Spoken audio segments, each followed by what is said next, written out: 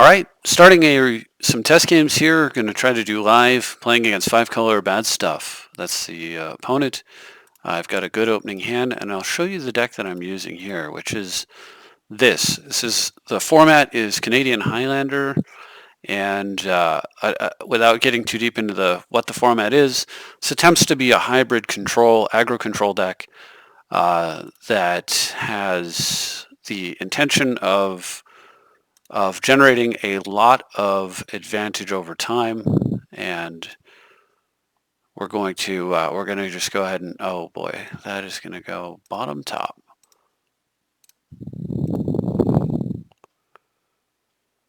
Without dying in the early game to any aggressive start. So Sylvan Scrying here is incredible if I can pull it off. I could potentially just win the game off of that because I can go get this beautiful card, Library of Alexandria. Great way to start a game. Alright, let's go for it. Got a library. I think I'll grab green and do I want Bayou? Do I want tropical? I definitely want green. The question is green and what? Green white, actually. So Savannah is a little bit better.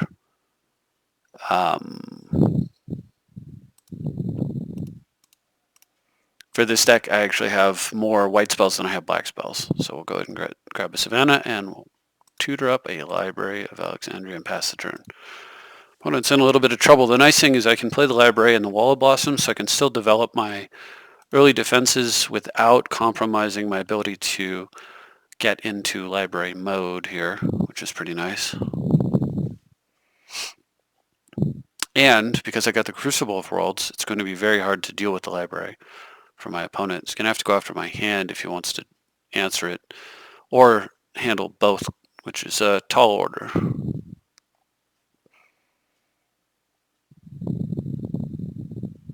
Yeah, this is good for me, taking a little bit of damage here. My opponent not having any play that's too significant, especially with the Wall of Blossoms, to shore up the ground is going to be real nice. Okay, well I know I want to get the library down, so go ahead and start with that. Play Wall of Blossoms. Draw. Oh, wow, that's nice there. And I'll play Sensei's Divining Top because I can put the top into my hand and go up to activated Library of Alexandria. Oh, Wasteland. So lucky me, I've got Crucible Worlds, right? He's got to kill the Wasteland pretty quick. Yeah. I mean, Wasteland, the library, pretty quick.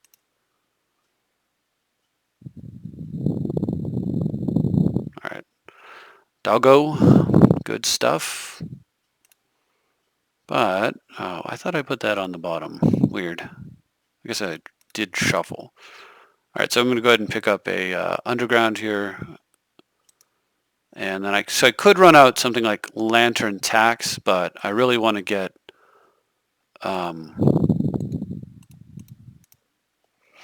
so I could run out Lantern Tax. I could also do something like Lantern and use the Sensei's Divining Top.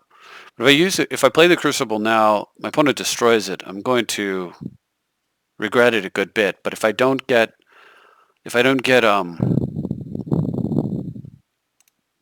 but if I do this play here, then what I'm threatening to do is I'll draw to 5, play the library. This will be 6. So I'll be a card short, but I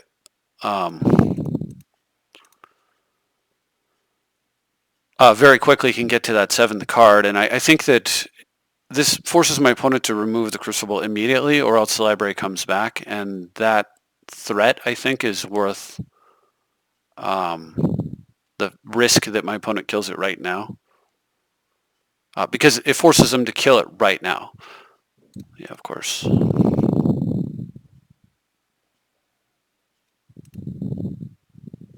Alright, so I could block the dog and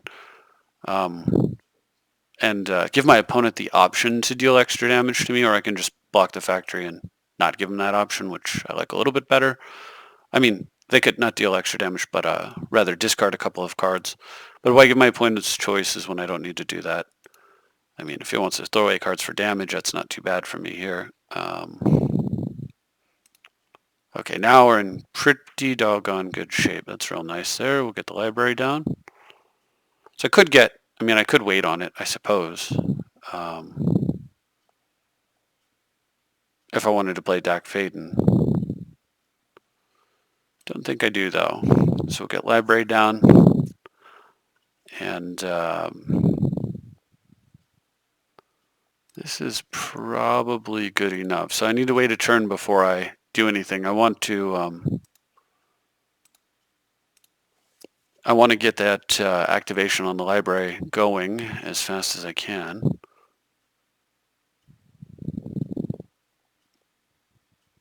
Let's take a look with the top. Hopefully not having to use a counter spell here. It's a little bit slow to develop here, but once I start drawing 2 cards per turn, then I can use those cards to as developmental cards, and then I think I'm in good shape. While here, making my opponent have to decide between, activating, pressing for damage, or yeah, there we go, or alternately, trying to develop and then.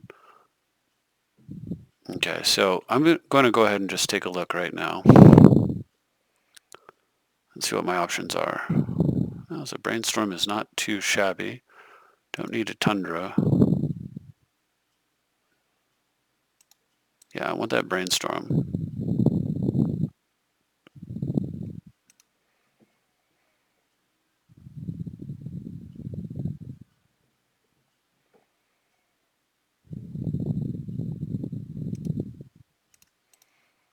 I'll get there for now. See if my opponent wants to throw extra damage at me.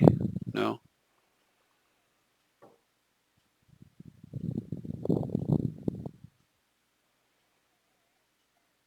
So now I can shuffle the top away. If I want to activate top at the end step. Okay, so he is throwing extra damage at me. Okay.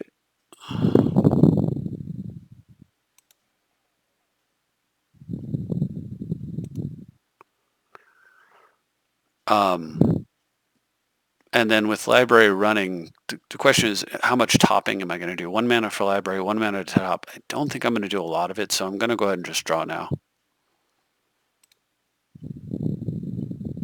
And as long as this isn't countered, if my opponent were to counter here, it would be a bit of a bummer. All right, so I don't need land. And the other card won't matter, so we'll do this. And we'll take one of those cards, shuffle the other one away. I think black-red I can get. Do I have Taiga in here? I don't remember. Do I have black-red or green-red? Can I fetch red with these fetches? I may not be able to.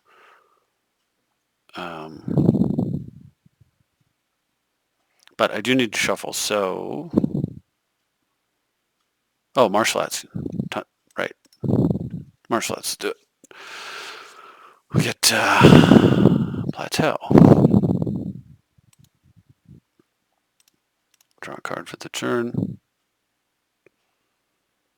Wall of Omens is real nice, right there.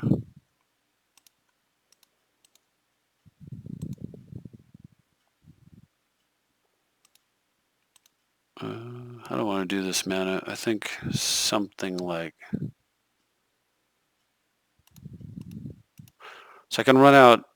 I don't think I want to let my defenses down any lower, so I think I'll just do it this way. Spell Snare, so if I counter this, I draw a card, so I think that's fine.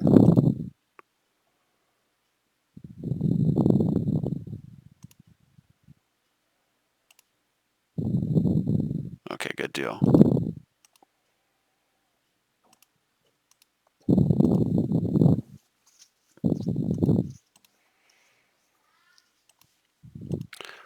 Old doggy. My opponent plays a land and activates Treetop and Factory. They're going to get through with something. But the offense is pretty blunted with the manlands over there against these walls. I definitely don't want to force a will next turn if I can help it. because then I'm off library for a moment. All right, port. So opponent does have enough mana to, does now have enough mana to go factory, village, that kind of stuff. Yeah, I would obviously block there. No pressure. Sitting on a counter maybe? All right, so very nice, very nice. All right, Marsh Flats I think gets me the most options. So I want Marsh Flats, I want to play Mom.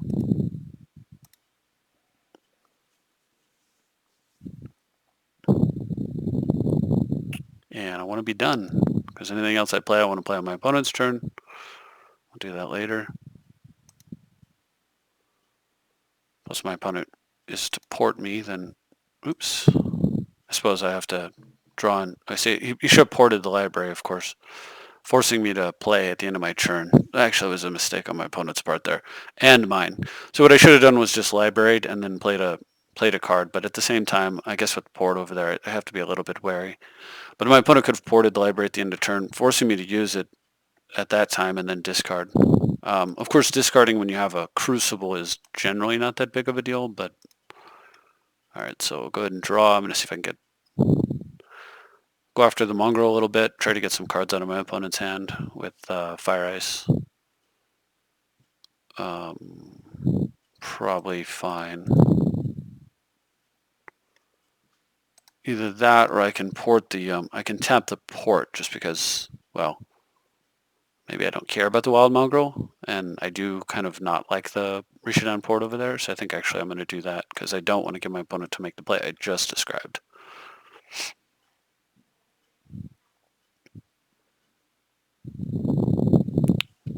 In which they tap my library.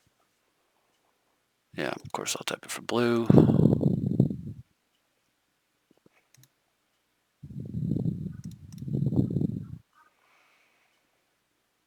We'll go get a tapped land here. Underground looks good. My opponent has a play here. I'm not super worried about it, as I've got plenty of cards in hand. Yeah, sure. There's Ditto. Possibly discarding. So they've completely tapped out. So I guess the thought here is that whatever I do with all the cards in my hand will be reactive, won't be good enough to punish. Like I won't have a punish play here, perhaps. So we'll see.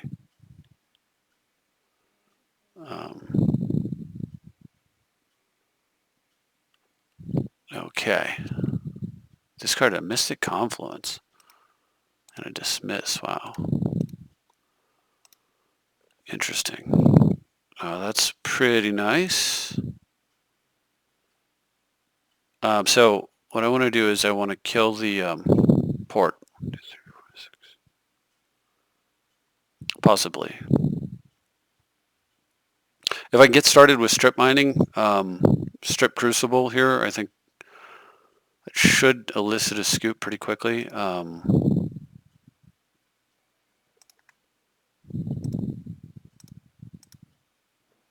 think first thing is get extra mana into play. Get the map down. Draw a card.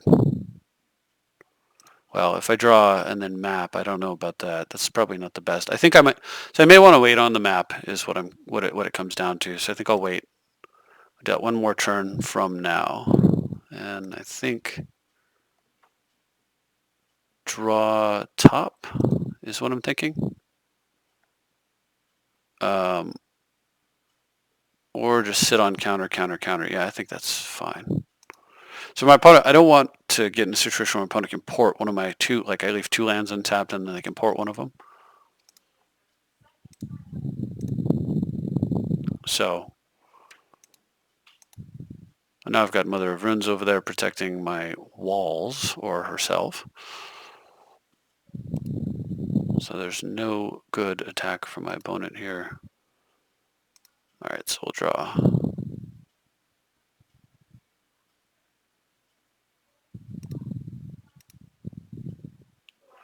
So grab an extra card, Expedition Map, Cool. Card I can force with.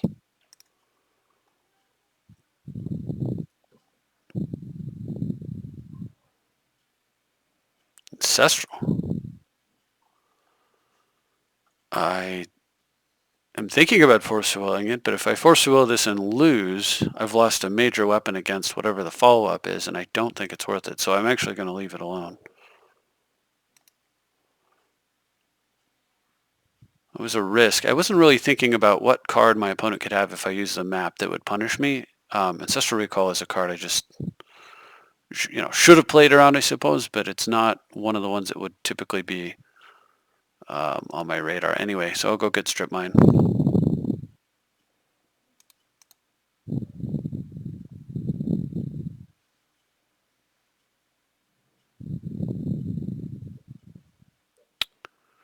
V-click. Mostly tapped out. This one I can win this fight, so I'll go ahead and counter this with a force.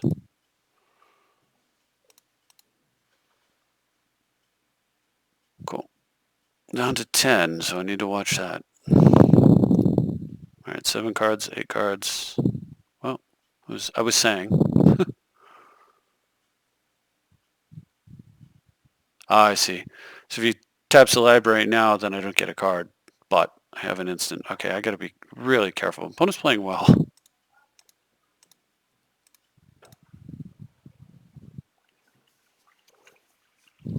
Throw some cards away. We'll draw a card in response. Well, might always draw a lightning bolt, for example.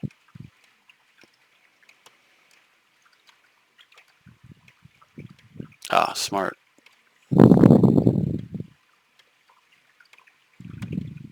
So he's pumping in response. I got a mana leak and a lore scale Quaddle.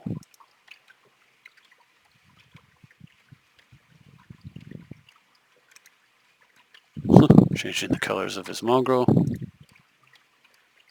And I still have a draw phase. Or no, we just finished the draw phase. Okay, 1, 2, 3, 4, 6. Don't like the port at all.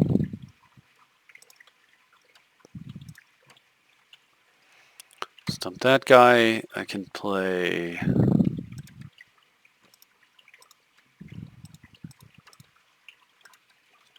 this one here and improve my hand a bit.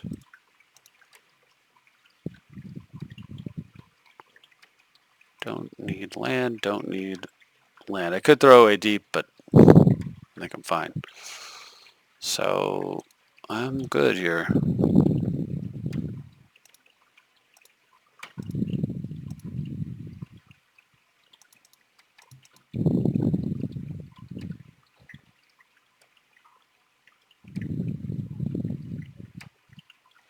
So 6 lands over here.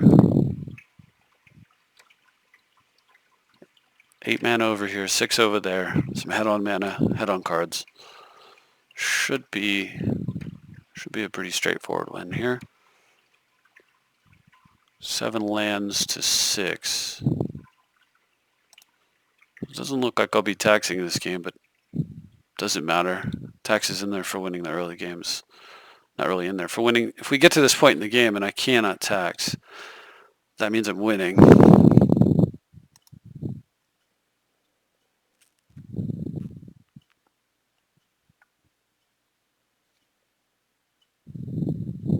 Alright, so is it leakable, muddleable, ignorable? What is it? Gosh. Could attempt to muddle that. Just got a lot of mana floating. Just let my opponent have their card draw.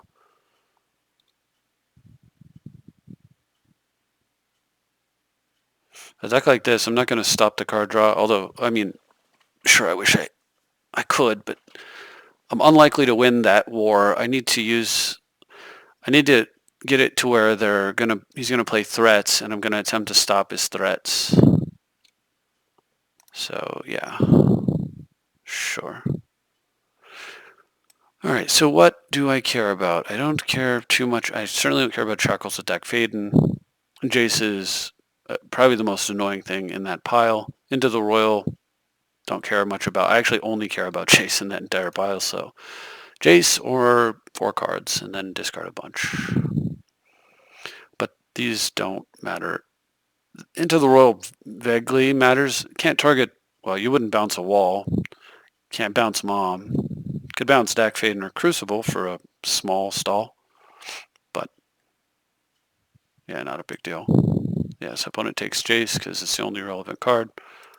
And I'm going to stop Jace, of course, because strip mine Recursion.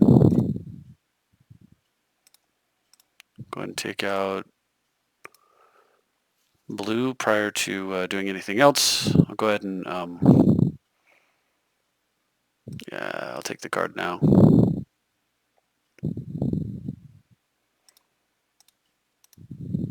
And then draw and discard. In case I had a way to restrict my opponent from drawing, I was going to hopefully find that. Okay, green, blue, 1. Let's get this one down, and I think I'm done.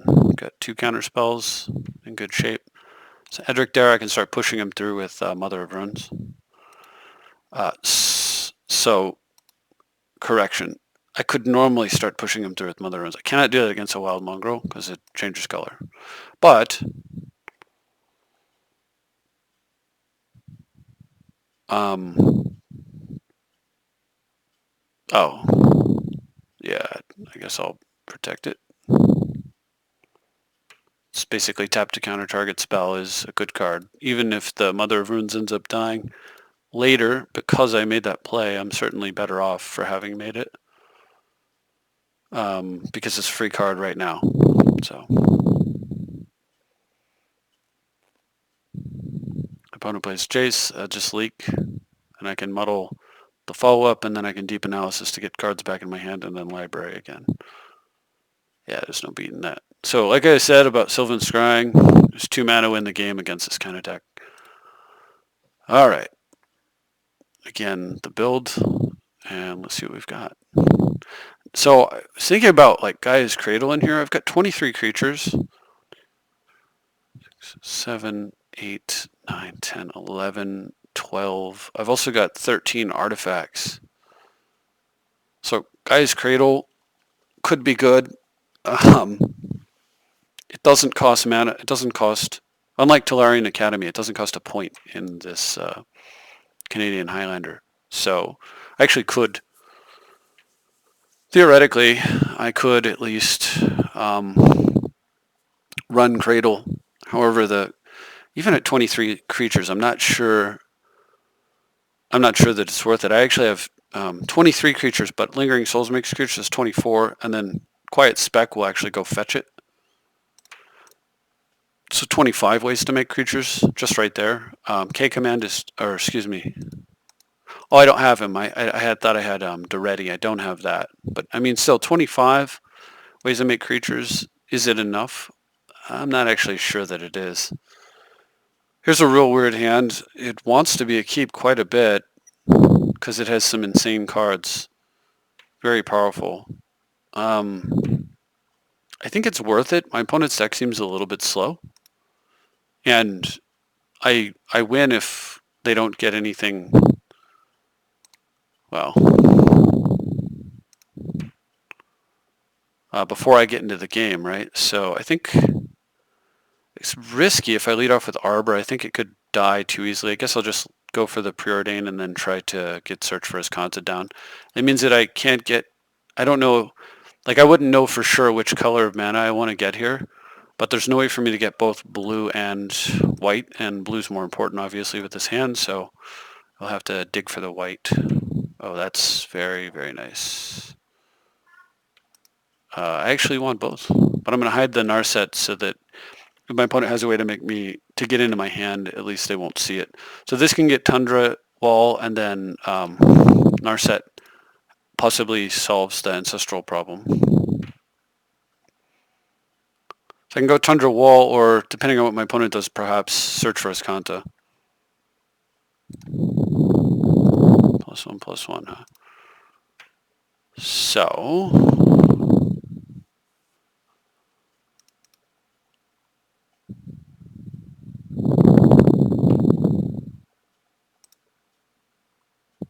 going to grow pretty quickly.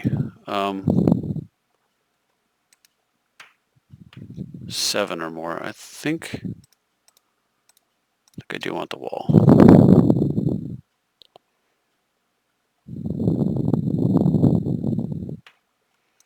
Wow. Glad I went with the wall. Okay. Spicy. Got to get Narset down before that Ancestral hits.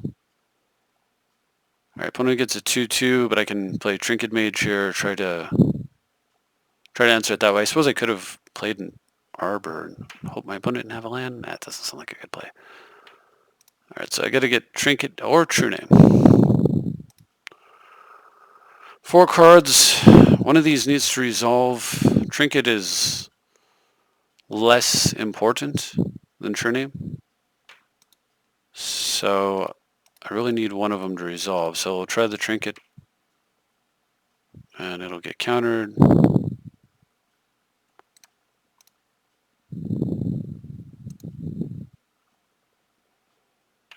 Gotta get that Narset down. Got one turn to do it. Opponent went top bottom, so I'm hoping that top was just a land and not a counterspell, right? I need a solution to this Ancestral Visions. Or Vision. 3-3. If I slam Narset and it stops the Vision and does nothing else, then it's a win, right? It's stopping it. It's a counterspell for Ancestral. But it would actually draw me an extra card as well. Yes, tap some mana, please. Get out of counterspell. Very good. Good. Okay. So that'll stop the Ancestral. Caracas here. Okay, opponent can't daze, so I can play. It's a window to play the Dryad Arbor and then run out Narset. And not worry about, and not have to worry about having an extra mana. So if my opponent hadn't played Daze yet, I'd play Caracas and play Narset because it's so critical that it lands, and that way I could pay for a Daze if my opponent had one. But since they have played Daze, they need a Force of Will or a Force of Negation here, so I should be safe. Question is whether or not I want to play the land before I Narset. It doesn't actually matter. So I'll do the Narset first and minus it, because if I get a 1-drop, I may want to play the Gracchus here anyway. And I surely do. Swords to Plowshares. How interesting. And so now, instead of plowing one of them, what I'm going to do is plow neither of them, so that my opponent has to attack Narset with both, and then I can plow. I can save the plow, but it prevents me from taking damage. So this is beautiful here. So my opponent draws 1 card.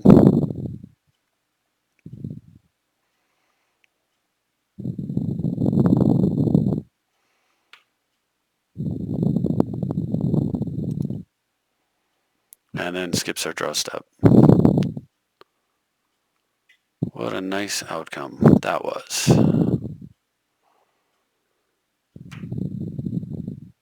Huh. Okay, so they have to send both at Narset, which means I don't have to plow. Oh, they're going face? Face.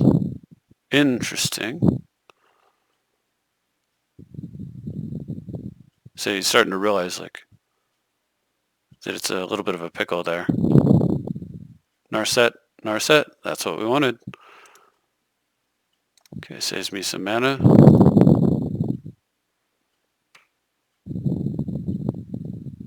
Alright. Let's get that underground untapped. So, Jace is interesting because of, unfortunately, this doggone Arbor, the timing just, I guess I could have ran it out earlier and risked it, but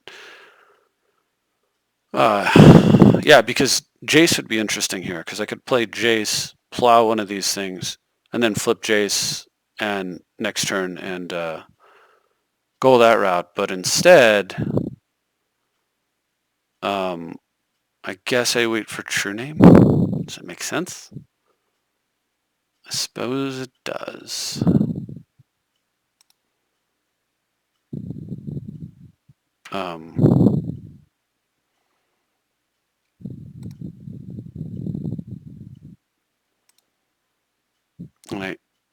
I don't know which creature I should plow, and I don't know if I should allow my opponent to untap here. I think I need to. If my opponent does tap out to counter, that means I stick a true name. I take some damage, though.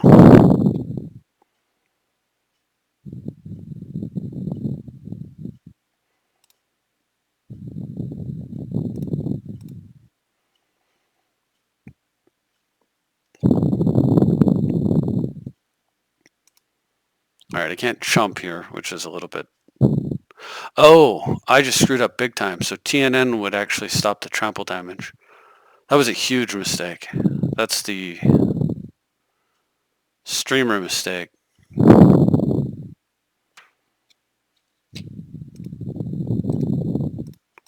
Well, I have two options. I've got Jace and I've got True Name, so they're both quite good. Krakus will take care of V-Click. So, oops. So I'm actually hoping that he takes True Name. Didn't take anything. Interesting. Yeah, so this was a big mistake. I should have taken the Trampler, dealt with the Trampler. So, oops, now I've got to do the Jace play. Okay, I think. Or, well, I could... Yeah, kind of do. God, that was a screw up.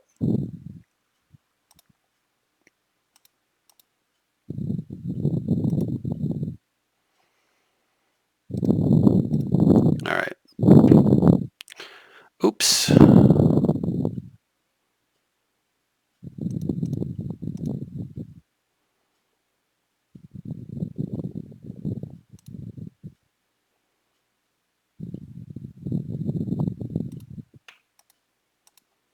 Okay, take care of that. So Jace doesn't have any defense right now.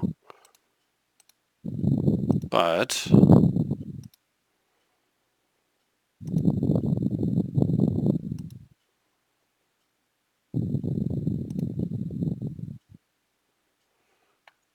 so I plan to flip Plowshares.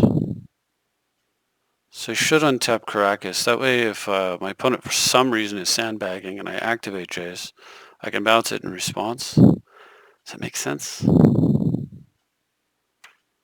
It makes some kind of sense.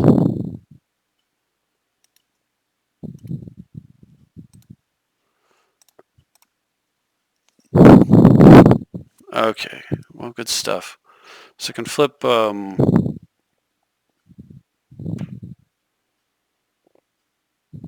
True Name. What am I not going to play here?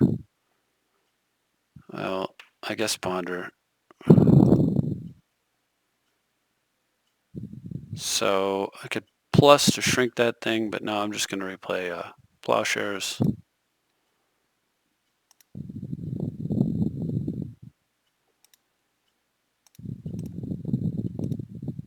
Okay.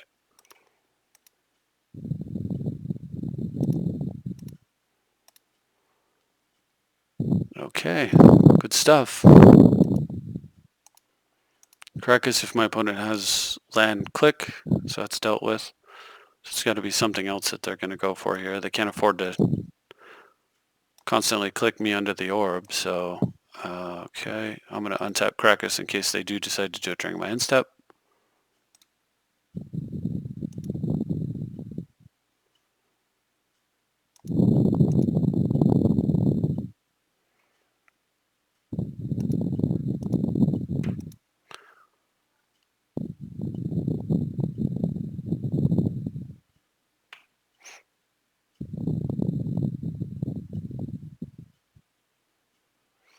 Snapcaster. What does Snapcaster provide? It doesn't work. Okay, so Arbor, I guess, next. Honestly, I can just protect the Jace with the, what is it, the plus ability, so.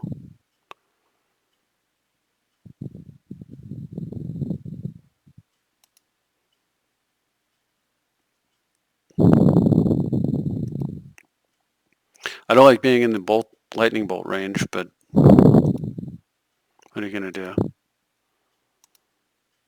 So we'll get some more, we'll get blue, black, I suppose.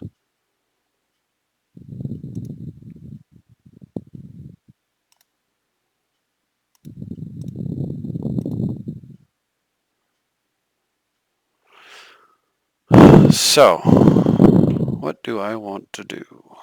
Could play search, could play true name. I need to do something proactive, I think. I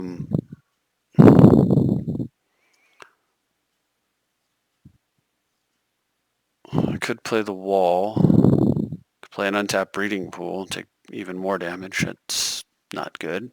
I'll hold it in case I draw Mox.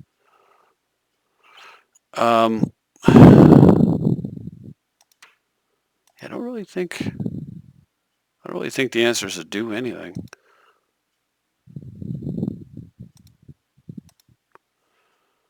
Right now under the orb, I just have to build up some options.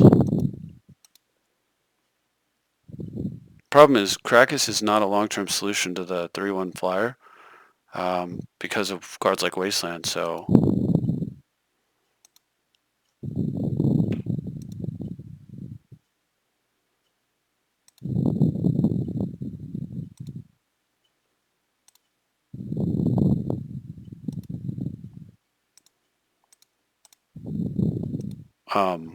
Glenelendra would be a much better choice. Because if my opponent draws a Wasteland, well, if they go end step, I can bounce it. If they draw a Wasteland and play the Wasteland, then they can play the thing, which isn't great.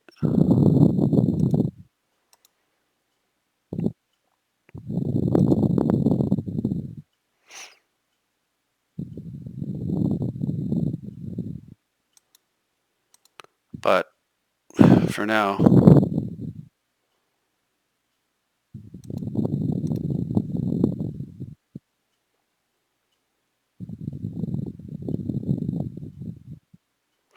that orb is hurting me so much. Gonna tap the Arbor also if I just want to feel a little bit more secure with this Stampcaster facing me down,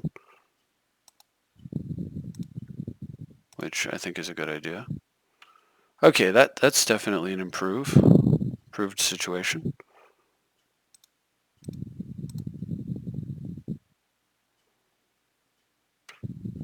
I'll go ahead and play this tapped because next turn I can untap that land. Alright, so 1, 2, 3, 4, 5, 6 mana. I could spend 4 on Glenelendra. Opponent's going to counter most likely. I think I just wait a little bit longer. I want to get the Helix off. I think it's a big deal.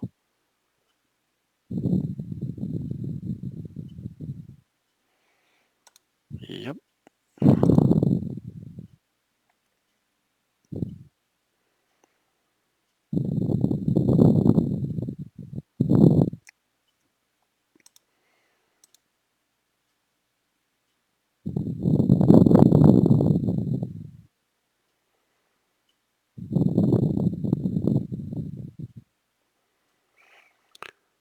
Oh boy, that's an issue.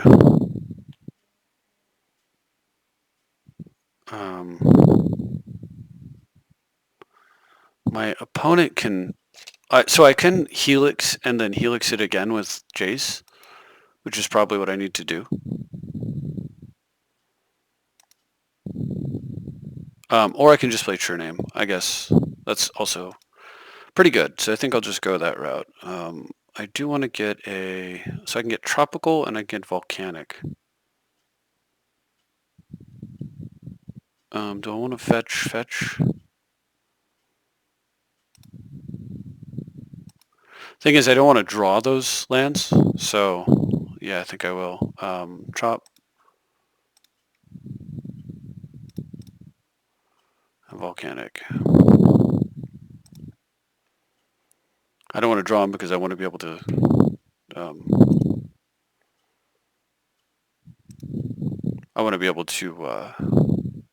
fetch 4 untapped lands, and if I allow myself to draw them, then I lose that option potentially. Well, that's nice. So I could clear out Winter Orb, possibly, or Tarmogoyf. I can...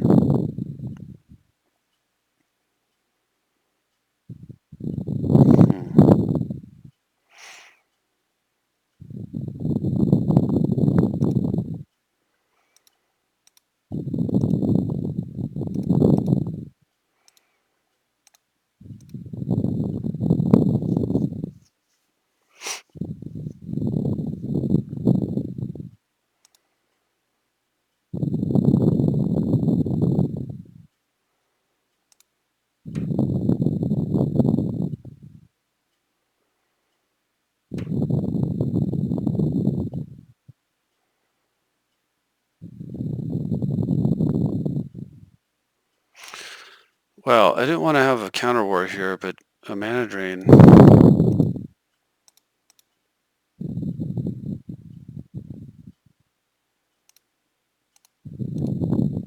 I hate hard casting a counter spell when I've got a orb over there. It's pretty painful.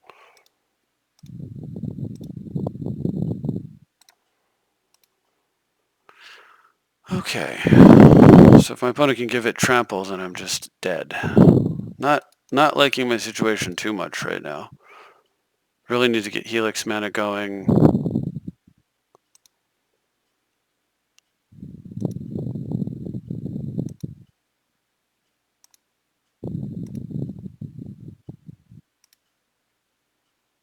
Well, that's a little better. In fact, that's a ton better. Oh gosh.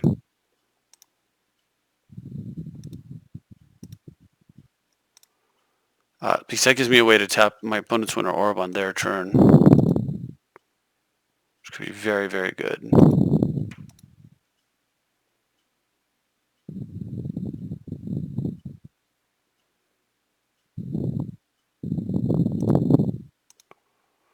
So I think happens here is maybe my opponent swings in with like something like Mutavault. Like this Winter Orb Manland combo is not super awesome, but I mean I understand.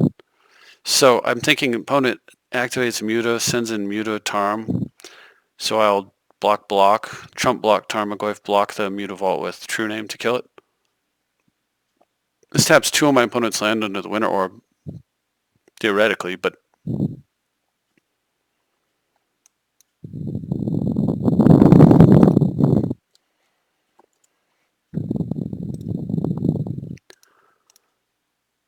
okay. So 2 blockers. Sorry about that. I really hate Magic's interface with the chat, how it does that. Okay, so we're gonna block and kill. Chump block. Okay. And then attempt to ice the orb so I can get all of my mana back for a turn.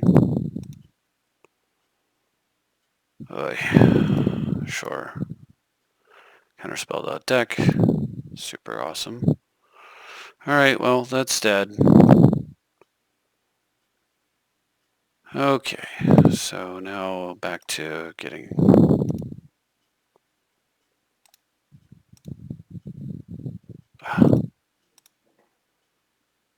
Let's see, hold on a sec, yeah, man.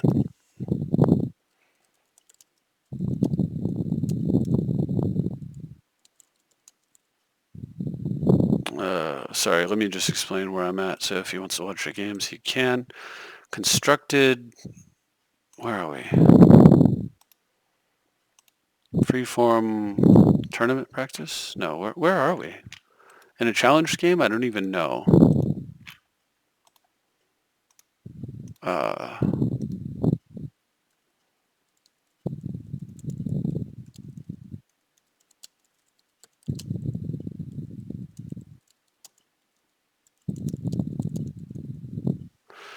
Okay, now hopefully it doesn't do the pop-up thing again. Alright, so did I already J set? Yeah, I did. I have no plays. I'm done.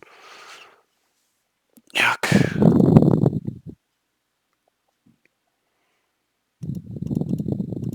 Spell Pierce was so awful for me right there. Of course, excellent for my opponent. Had he not pierced 1, 2, 3, 4, 5, 6, 7 mana this turn, I easily win this game.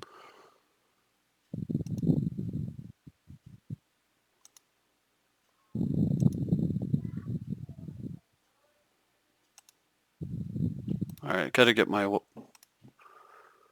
There we go.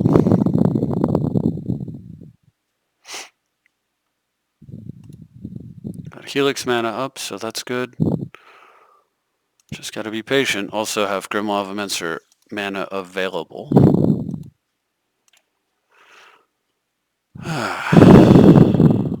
God, this game is just painful. I guess I also have the ability to Council's Judgment the Orb, and at this point in the game, I would happily do it if I could.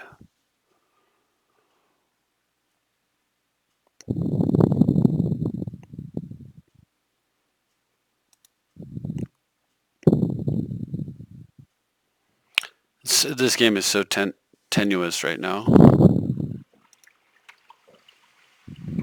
Alright, so my opponent could end step click me. Once again, I have to untap Caracas.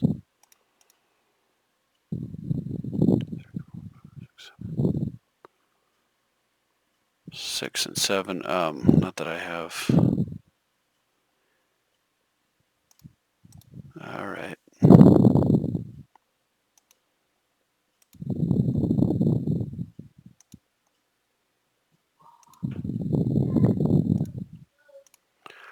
I'm gonna have to discard. Yep. What's looking kind of weak right now? All Blossoms? Kind of weak. Glenalendra. Tax? I guess I'll throw away Tax. That's fine.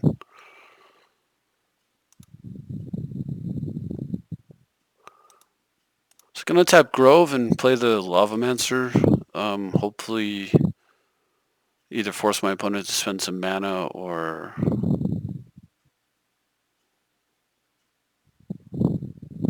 opponent's hitting line drops.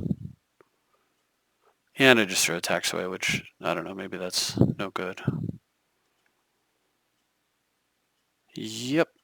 Lost my counterspell earlier.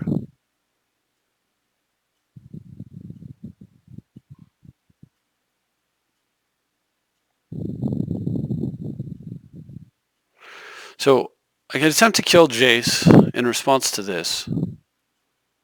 Maybe it doesn't resolve, maybe it resolves, it's hard to say.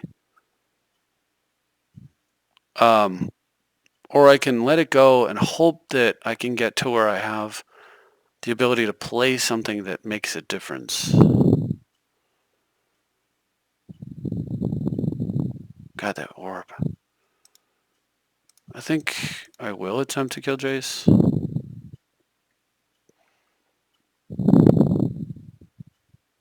Yeah. Another counter.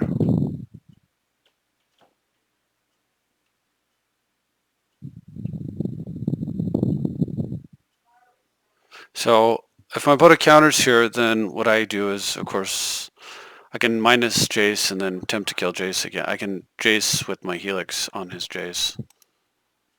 Okay, that works. So my opponent played a very expensive Brainstorm. That's not too bad for me, considering the fact that, and I say that because I was already at a point where I was discarding, so.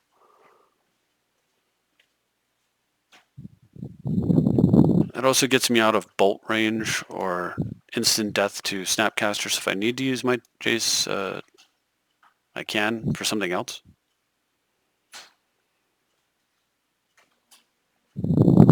Now if I can stick the Lavamancer here, then the 3-1 becomes a lot less of a threat.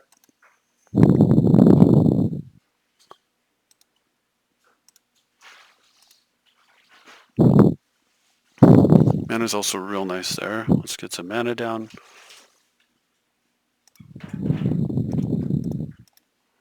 Go for the Grim. Excellent. Okay. Huh. Interesting.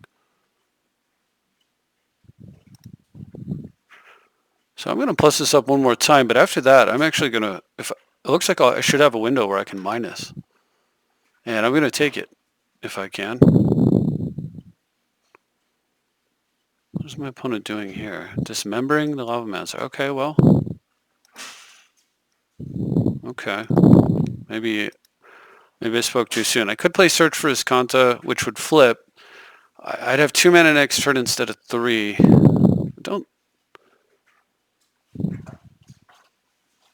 Don't really like that much.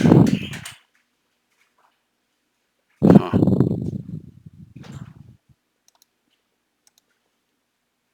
So the thing that scares me is if my opponent has a way to like edict away the Nemesis, then I just lose right now because the Tarmogoyf is lethal.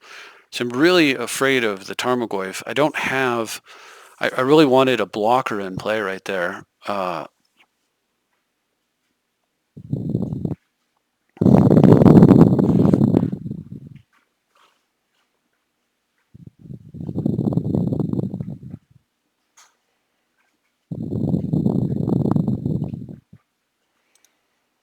Dig in for an edict.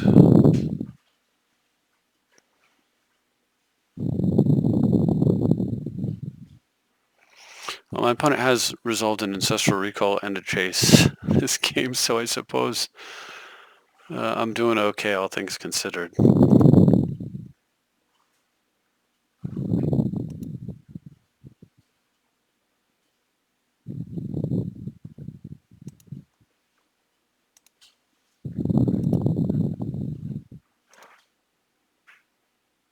I could be good.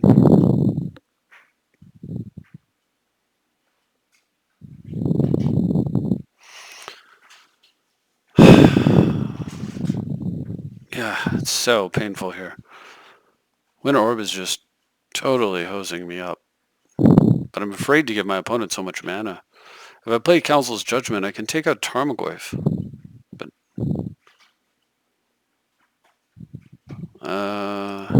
I gotta try. Then I don't have lethal facing me down, and I can start attacking with True Name. And just try to close the game out. And if it doesn't work out, my opponent counters here, right?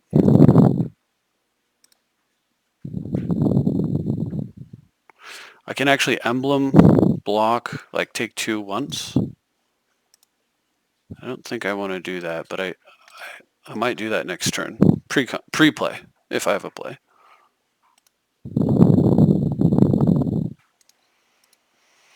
This is just painful. So painful. Like, this game is just miserable. I hate decks that are just a million counterspells. I despise them. I don't find this lack of interactivity interesting at all, but there's also very little I can do about it right now. So Wall or Ooze. Ooze gives me a way to shrink Tarmogoyf. It's actually quite good.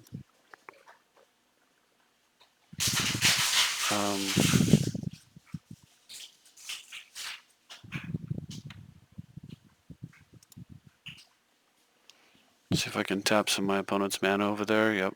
Of course.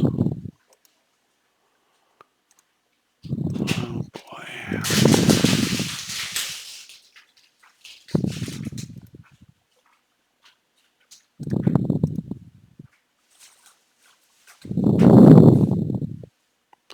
Need to get a Wall of Blossoms. I need something to stick to the board. My opponent misses a land drop and I hit a land drop. Oh boy. Okay. I need something to stick to the board before I get killed by an edict.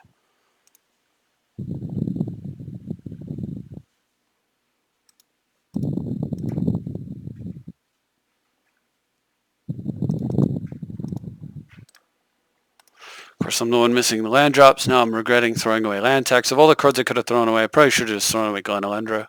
But I was thinking that I was going to get to ice, right? So I guess Search for Iscanta would have been a very good choice as well. Now I have to untap Caracas, I suppose. No defenses. Counter, counter, counterspell, counterspell, counterspell, counterspell. a counterspell.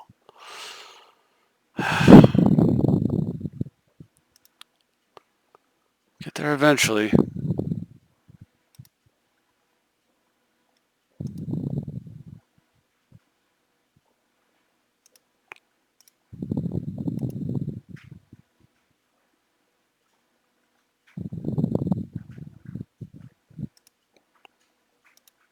Alright, tap it for mana, let it happen. Can I draw a land? No.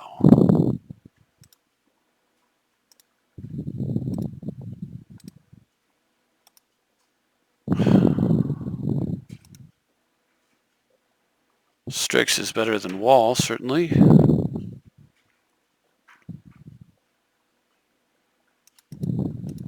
Hunter just keeps drawing land over there. Or no, I guess he already had that. Sure, okay, whatever.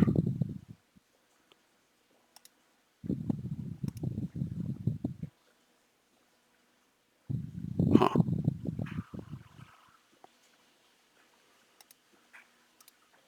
Alright, I'll try again. Another counterspell. Another counterspell.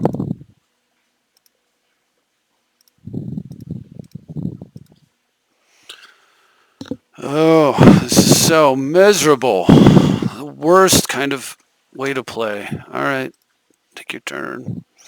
I'm going to untap Tundra here, brainstorm in response if they try to port me. I didn't untap his port, so I guess there's that. I'm looking at possibly just doing the Jace minus thing and going to 2, but it's just so risky. No, I can't. I need to get something on the board first.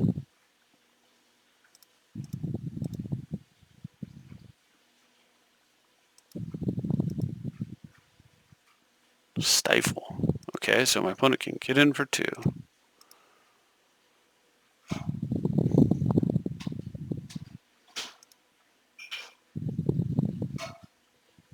Yeah, I don't think I'll be playing Search for Escanta. Probably not Glen Alendra, but I'm not throwing away Glen right now.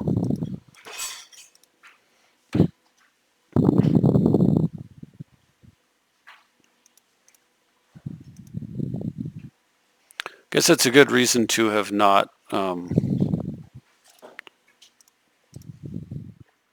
guess that was a good reason not to have tried the minus Gambit, right?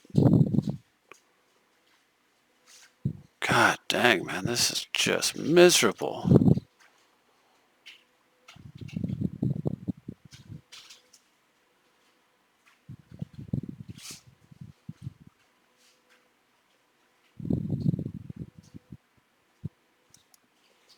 Managed to hit a land drop too. All right, well, so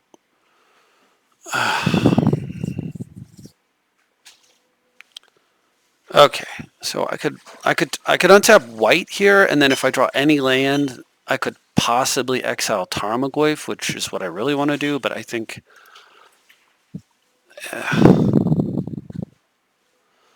any land that untaps, I guess I should be more specific next time.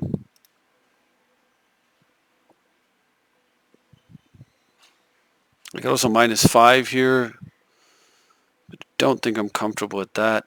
Because then if my opponent bounces or whatever, I'm back in the same. If I was at 4, I would have minus right here. But where I'm at in life totals, once again, not comfortable with it.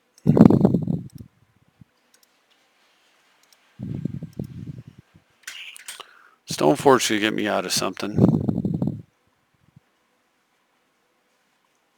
Alendra, Wall Blossoms, Brainstorm is okay. I can throw away Watery Grave, I suppose. Land that comes into play tap. Not looking great here. It does cost me if I draw a Mox. But eventually I'll find a land again. And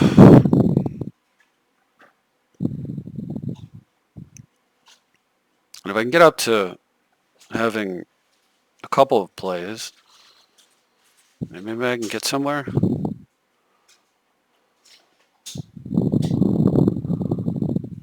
Okay. That's the weirdest deck. Alright, it's a fungus. Alright, well, Tundra it is.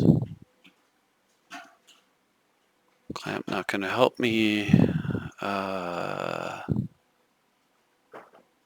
of the other cards in my graveyard will help me.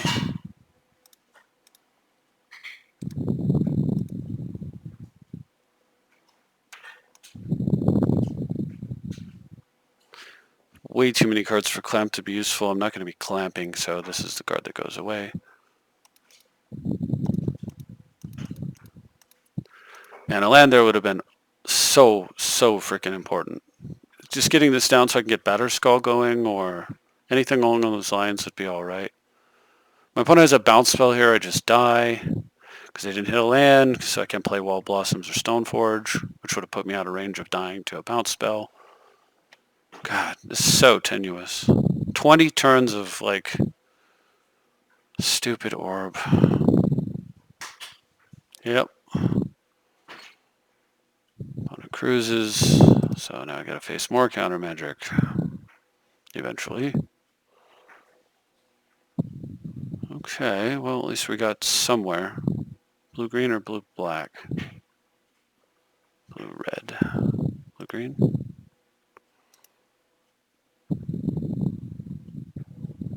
Wayfarer is something.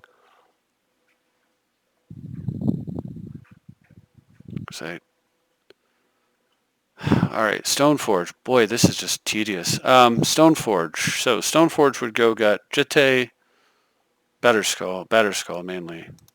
Then I'm multiple turns away from, doing anything with that. I can also just sit on evasive action and try to get my opponent to walk into counter magic, eventually hoping to try to sneak out a Wayfarer.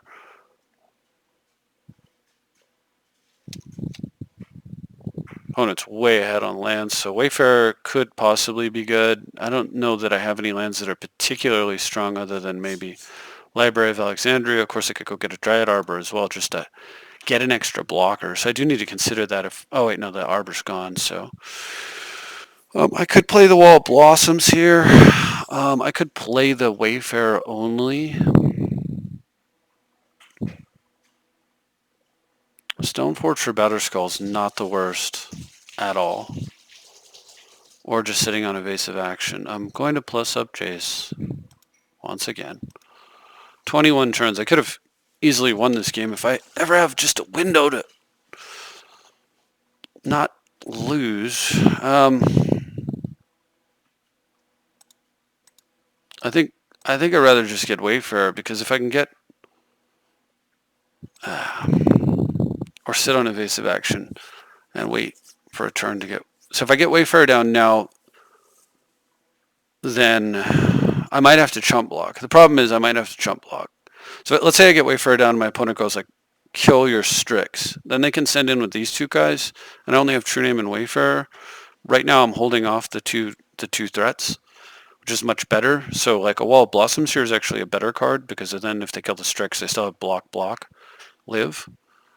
I think ultimately, I just say done here.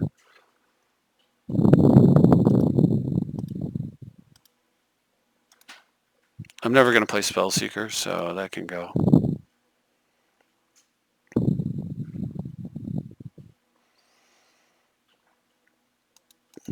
I'll probably lose any counter war that comes up. Evasive action. Lovely. Let's have it for blue and brainstorm in response. Okay.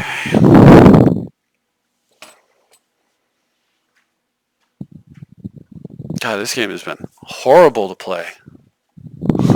It's like so lame. The orb. Definitely my favorite card. Okay, opponent pass priority, so I'm going to brainstorm here. Okay, Spec will get me out from under the orb, possibly. Scrying not looking so hot. So I'll do it this way.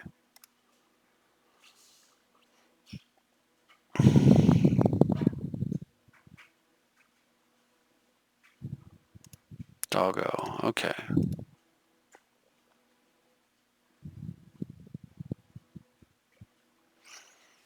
So spec can get me out from under the orb. So if I untap white, I can actually play 2 creatures here, and one of them will help with the Winter Orb problem that I'm facing. So I like that.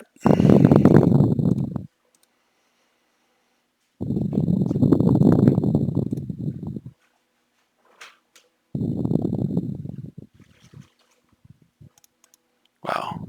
I think the other card was the one to misstep, probably, but I don't know. All right, 3 threats. I've got 3 blockers. I'm going to have to eat it here. But the good thing is if my opponent does do the attack with all 3, I get to take one of them out. I get to Strix down the Tarmogoyf, force him to pitch some cards with True Name onto Mongrel, and then I have to chump here. Or I just die to bounce or removal. Okay, another threat.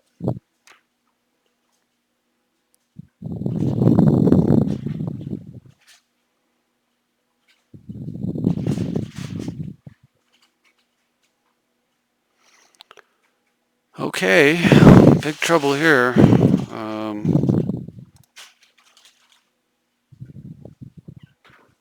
Oh, I could have taken red. I could have taken red mana there so that I could flashback Helix. Okay, well, yeah, flashback Helix on this thing or this thing might have been okay. If my opponent can't play a spell, then I might be all right. So it has to be Stoneforge now.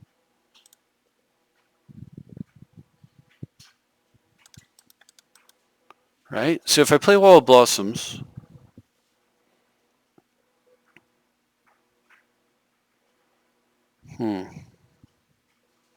if I play Stoneforge, I have to block.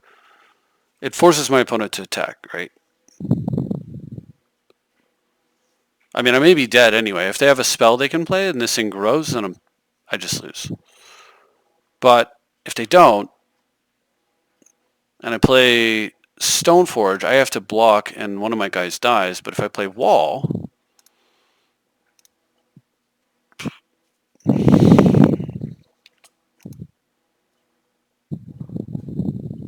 lovely. Then I can block the 3/4. That takes out the 3/4. Man, this game has been terrible. So now I need to untap Noble and Volcanic, or yeah, Noble Volcanic, so that I can get off Helix, off of Jace. Take one of those out and allow myself to take another hit. So this will block the 3/4, this will block Tarm, this blocks Dog, and then, yeah, perfect. That's what I needed to happen.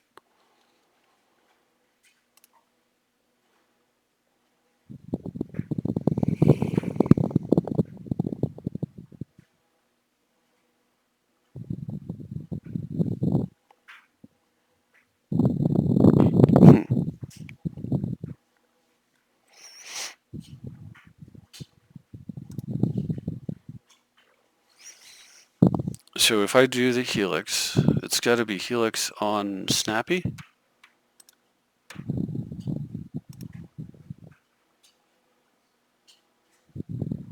Oh no, Fire Ice. There we go. That's what I need.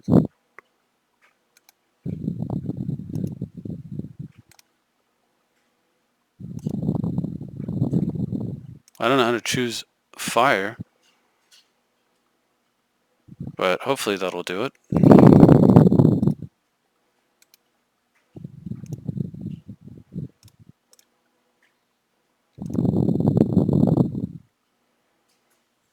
Okay, that takes care of a lot of problems there. I'm going to run out of time. Oh boy. Both of my opponent's cards or creatures are Skin Shifter.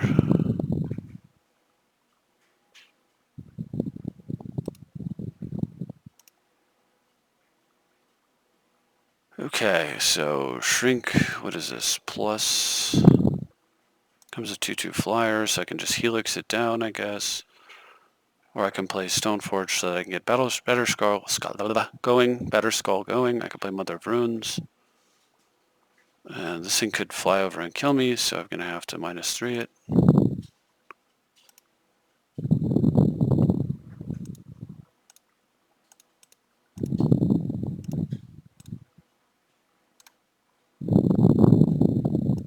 Okay.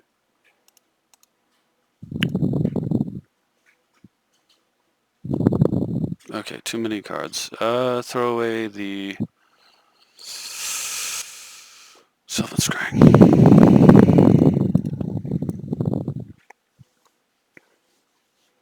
This is just awful. Man, Noble Hierarch making all the difference for me. When it pays life, of course. Play another threat. Another threat, another threat, another threat. Okay, top is not a threat. Opponent's finally starting to run out of gas, I guess. So untap this in Caracas. Sure. I need to get Stoneforge down. I need to get Mother of Runes down. It's probably time to ultimate Jace. Looks like I've got a window to do it. Opponent feels like their life total is safe, but I do have Churname and Strix, so I can actually come in for 4 out of nowhere. With Noble, I can do it on a Churname and leave the Strix back, so that, and yeah, Caracas, untap draw. Could kill Winter Orb, but definitely not going to do that. So Mother of Runes would be pretty helpful. Alright, so we're going to ultimate.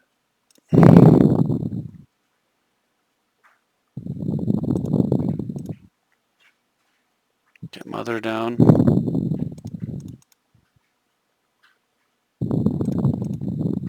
Oh, come on, don't try to cheese me on the clock, dude. That's just... Oh, I see. He's not trying to cheese me on the clock. He's actually making a really smart play. I don't know why I assume that. Probably because I played Magic Online too much.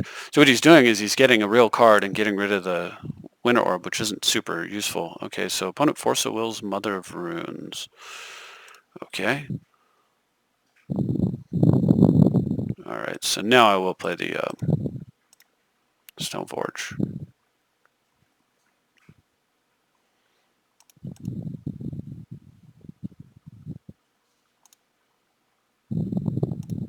Go grab Jitte. Yield to this turn. Really, yield. For real. And yield again. Okay, so Force of Will's gone. That's good. Now I can use Stoneforge with Batterskull. Alright, so untap blue-black. Alright, Delta. Very nice. Plus this up.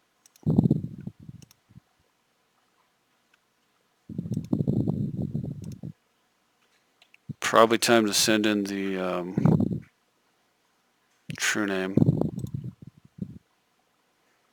This is block and kill, free block with the Batterskull, I guess. No, it's not time. It's time to wait. Just be patient. I can do it next turn.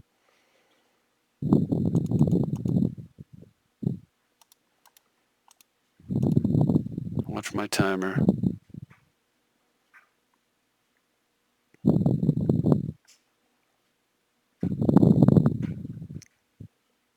It's down to 3 cards. I really prefer to quiet spec, and kill that Winter Orb with the Ancient Grudge, but if I could, but then my evasive action turns into a useless card, which I don't like.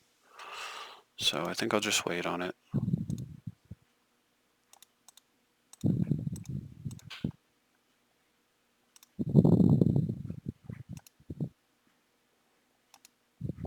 Alright, so I want to untap white Caracas, yep.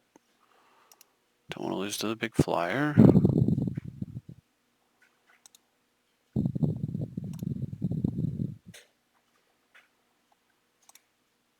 Okay, I could make this a 5-power creature, but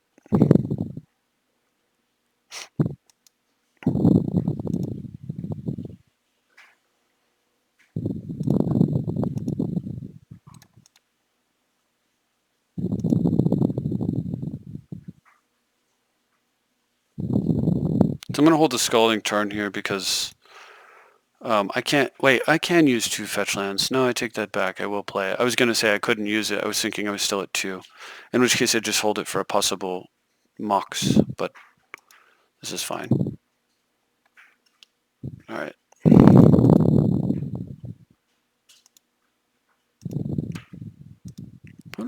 Replay the Rishadan port? Untapped it. Untapped the port. I see. Alright, so now I'm just hoping to get in the TNN beats. If I can get up to 5, I can actually equip this thing and make it a 9 power creature. 5, or 3 and 5 is 8, plus the noble makes 9. But I don't need to do that. However, if there's a window where I can finish this game out quickly, then I'll make the play.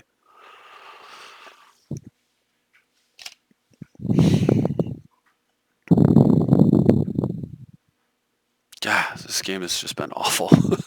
But maybe not. I'm hoping that for you guys watching, or you all watching, I should say, that it's been interesting. I think in reviewing it, I would probably find the game a lot more interesting. It's just been a challenge, it's been a frustrating game to crawl out from under this position that I'm in, bribery, so yeah, we'll just do blue 1, evasive that. Mill my opponent for 5. Also, that's the other thing to pay attention to, is my opponent's down to, what, 37 cards minus a bunch? I don't really have anything that's gonna, like, be particularly bad. Opponent not misstepping the brainstorm. I don't know if that was I think not misstepping Noble, who has produced tons of mana for me. But I do agree about doing that. Nice. Whew, close game. Close game. Birds, Noble, higher death rate. What other multi-mana producing, like, what other good mana cards are there? I definitely don't like being weak to Winter Orb. I'm kind of light on Artifact and Enchantment Kill, which is not...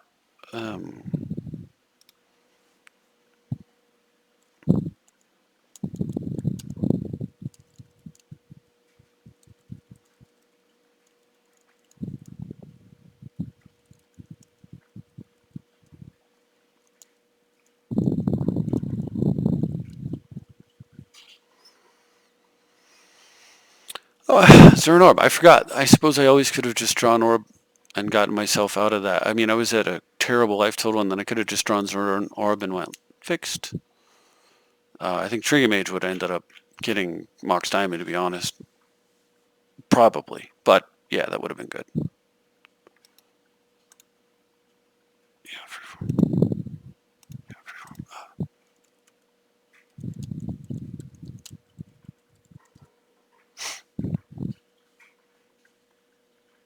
Okay, so... what would I...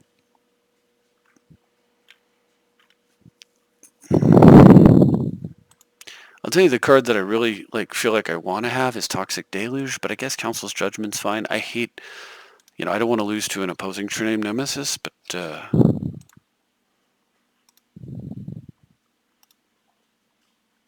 also I do feel like I seem to have enough creatures. I don't know, maybe it's just because my opponent's not killing them, but having the option to just go get this card could sometimes be pretty valuable. Is there a way I can fit that in? I could probably just cut the Bayou. I mean, I like dual lands and stuff, but card's an insane card, right? So, yeah, why don't I try that?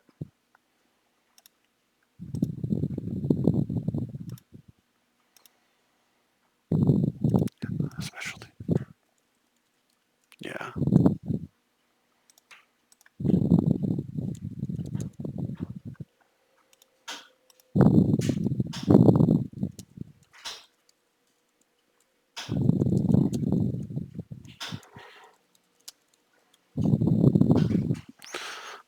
That's an interesting keep. I'm going to do it. It's an incredibly, incredibly risky keep. I might come to regret this, but holy smokes, if I can draw a land, this is going to be insane.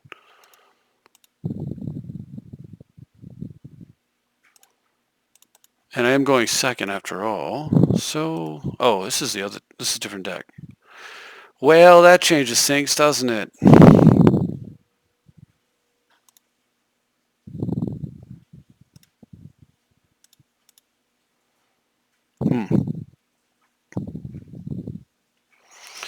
So, I kind of want white because I see the potential need to balance, and it also lets me play Stoneforge. So as much as I hate this because of the lack of having a second blue, if I draw a blue source, I have second blue off Deathrite, and I'm fine. And if I don't, I'm going to need the balance, or Stoneforge.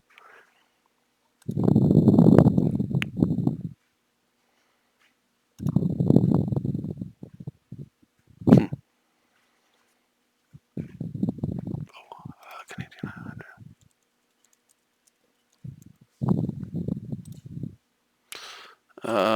So I did draw the blue. So I got that Fire Slinger. I could play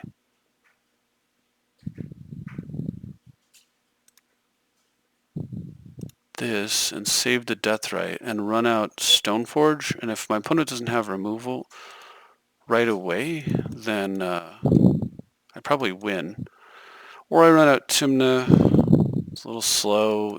I think I go Stoneforge. Save the Deathrite activation.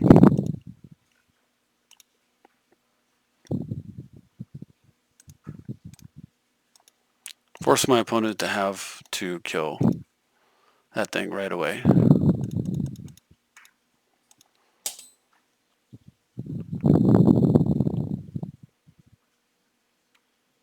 Wow, why am I getting spammed again?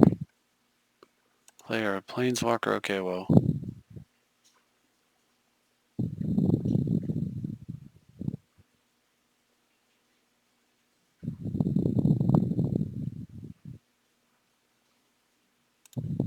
Nice. I'll definitely take that.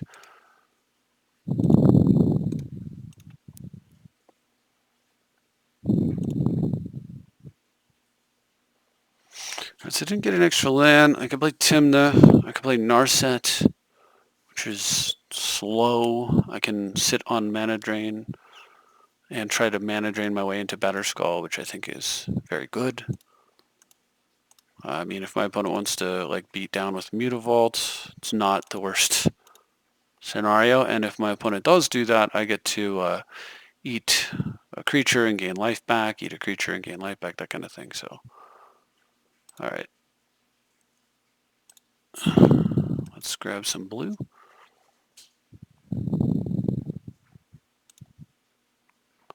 Of course, if I don't draw a land here, I'm not going to be able to run out the Skull. But I can still do something with that mana, surely.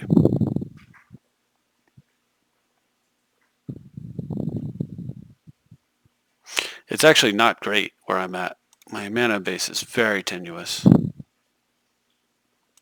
Oh. Again. Wow. That's the worst land. That feels so bad.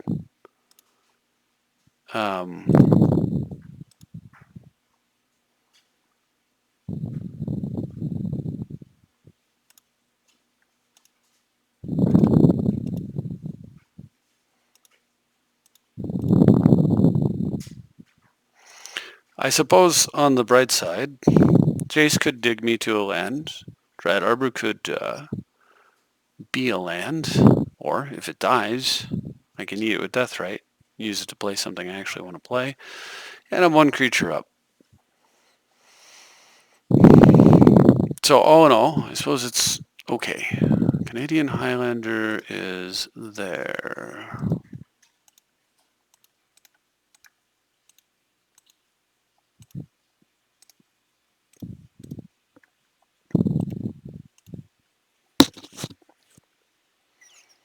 I don't know. I probably should have just let that happen and dealt with and worried about what I was going to deal with later. A couple of 1/1s aren't really a big threat or anything, but I was pretty eager and I wasn't fully thinking it through as far as like I could have left that alone and just exiled something and then just waited for my chance to get a good mana drain off on something that actually affects the board and then put out the better skull.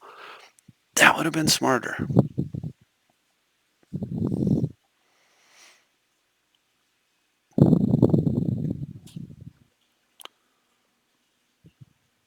Alright, so what's he going to stack? Ringleader and some other stuff.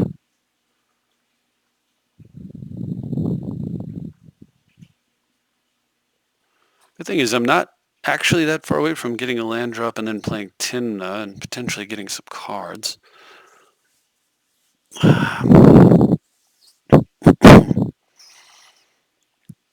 Excuse me.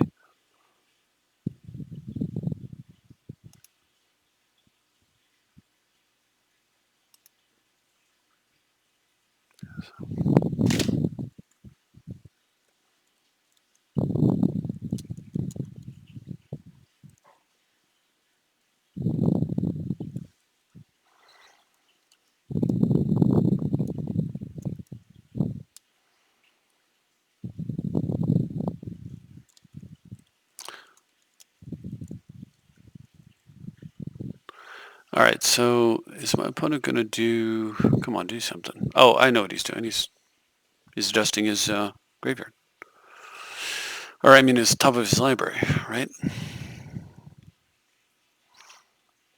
So I guess the best thing I can probably do is draw land and then plus chase.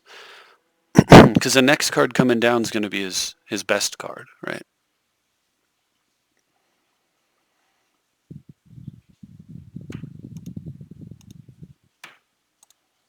Man, this card is painful on the side of it that I'm on when I'm watching my opponent use it.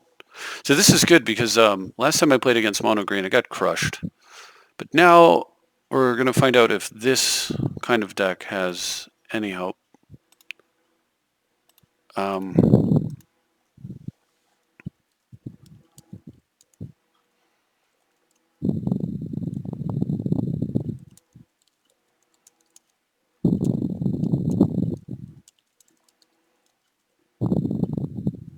Oh, wow. Opponent just wants to draw nothing but goblins. Okay. Krenko was the next card? Ramgang, Herder, Frenzied. I mean, you don't actually have to do your whole deck like that, but yeah. Okay.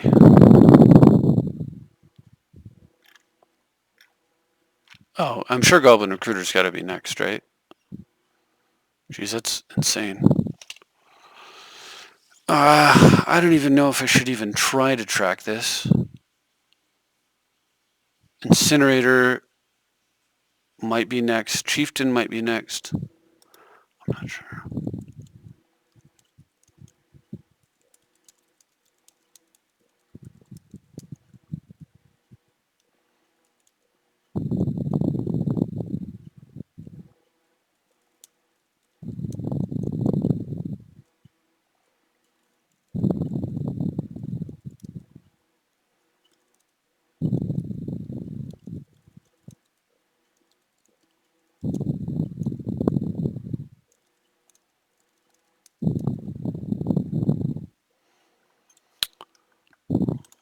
Okay. Wow.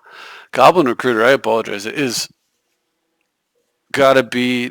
I wonder if there's any card in Magic that's slower than this.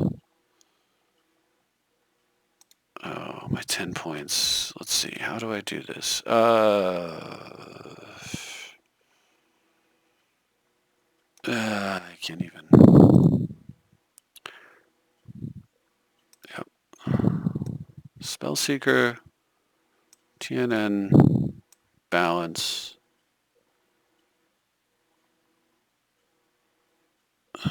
Mana Drain, Jitte, Strip Mine, Library, Jitte. Let's see, 2, 4, 5, 6, 7, 8, 9. What is my last point?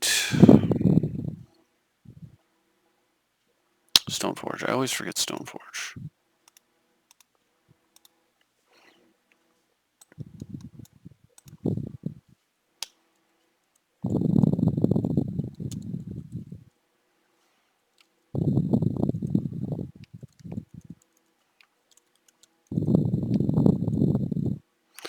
Balance.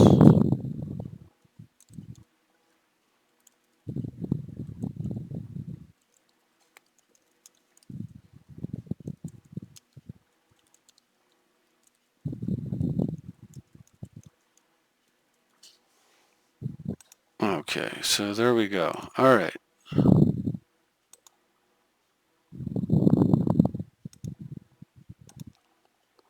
So I'm just going to close that up because there's just no way to really do much with that. Don't feel like getting recklessly abandoned again, I guess. If there's even a way to do that.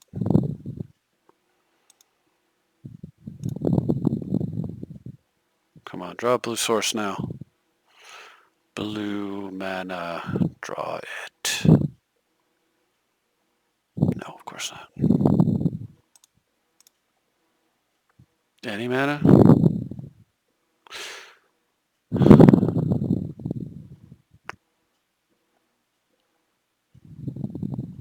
I can make no plays at all? No plays at all. Hoorah.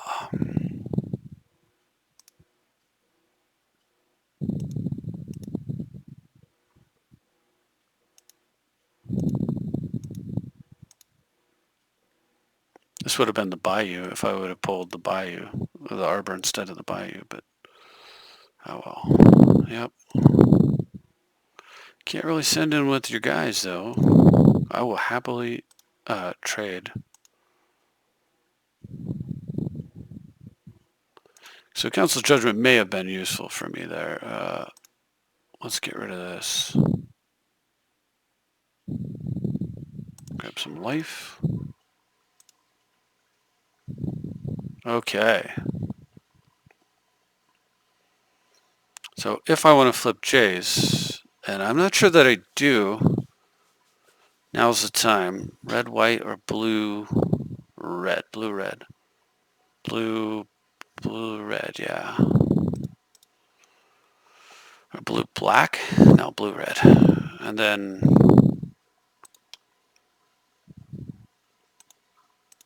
I think I will flip Little Jace.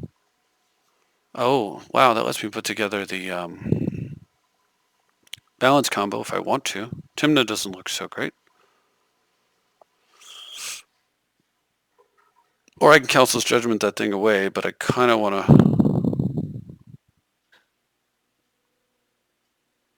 I'm really afraid of the top of his library. Am I? Not that much.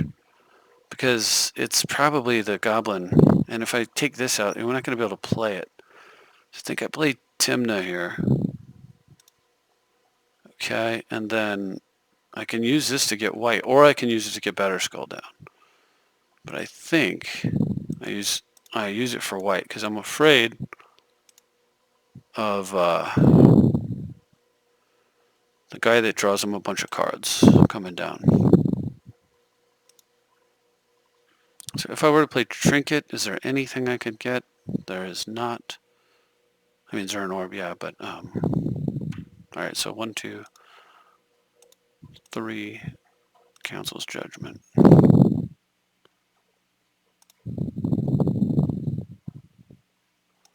Anything you like. Anything you like.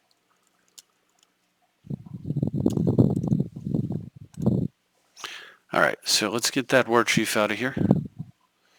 Thankfully. Shrink this guy, I guess. Be done for now. Good thing about the flip Jace is that it won't contribute towards the balance count, so then I'm only at 1 creature.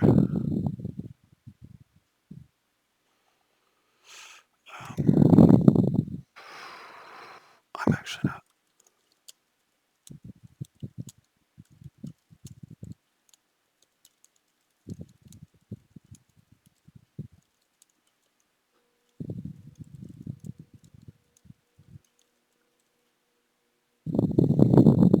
Okay. Oh, tithe is nice. Absolutely needed some mana there. Okay, so let's get the Tundra down. I can play... So I can sacrifice a goblin to pump. That doesn't seem great. So I can play the Jays. At some point, just control the top of my opponent's library. But he's going to have endless drops. So I really prefer to just get...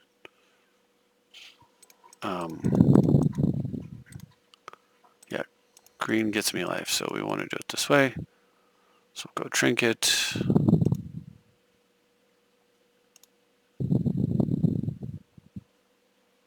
Skull Clamp is an option. Now we're just going to get Zern Orb.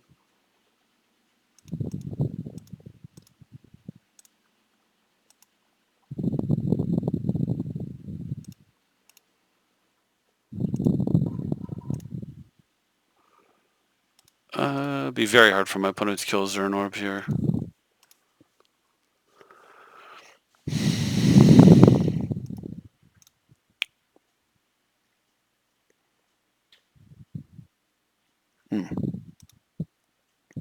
And then this is where I can just nuke the board if I want. But I want enough mana to play Jace Balance or Narset Balance.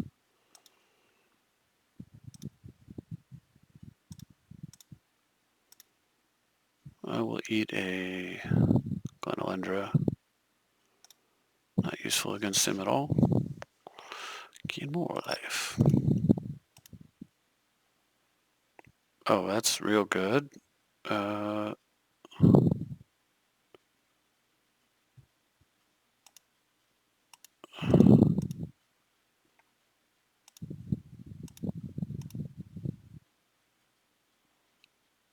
Okay, so let's return a creature, target player discards, yeah. Or, I mean, return a creature and destroy deal 2. So let's pick up Stoneforge and kill Chieftain. Attempt to kill Chieftain, of course. Ah, he missed it. Okay, cool. He could have Mog Raidered that, but I was hoping I could get him to miss it.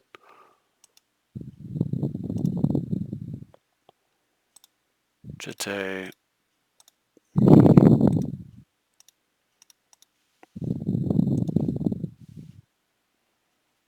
Like a batter's called Jete Zern Orb. It's like very hard to get anywhere. Sure.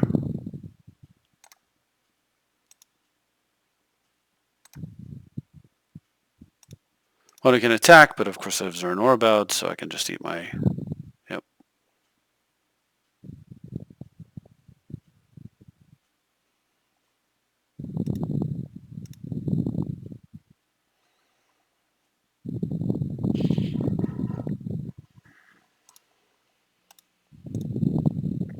All right, we'll attempt to kill that. Get my opponent to sacrifice something. They probably have to sacrifice the recruiter and just deal no damage to me at all, which is lovely.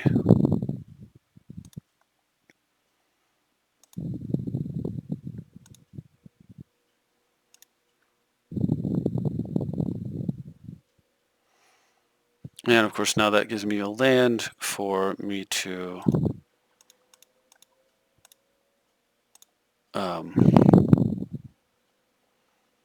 so I could go just Batterskull, but I want to kill this thing, and I think this is just, yeah, exactly. No hope, and you're stuck drawing creatures forever. So very good. It was very good. Stopped the red deck cold, which is excellent. All right, didn't even have to balance. Got an early Wayfarer. I think that's, and a balance. Those are two very important cards. Wayfarer, because if it lives for just a turn, then I get to do amazing things. Okay, so we'll go get Tundra Wayfarer. So if my opponent doesn't kill this and plays lands, if he goes like a land creature, I get to go get library if I want. Strip mine, you know, that kind of stuff. And if my opponent does kill it, well, you know, game on. Okay.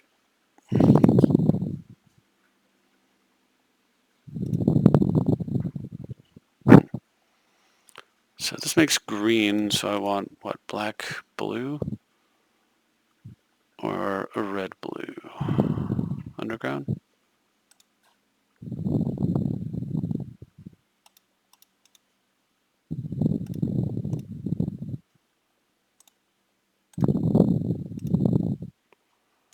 Awesome. Pinks are good. Finks into, well, Cradle Finks is really nice.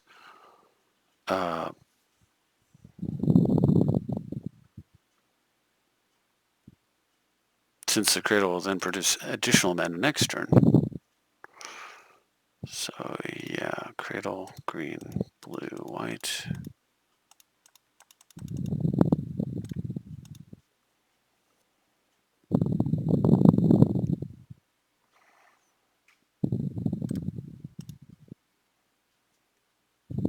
Yeah, this deck is doing okay. What I'm afraid of course, is Blood Moon. There's only so many like ways to solve that. I've played, you know, I've got Mox and Lantern and Crucible, and I've got basic islands, but yeah, I could still lose pretty easily to Blood Moon. Basic land.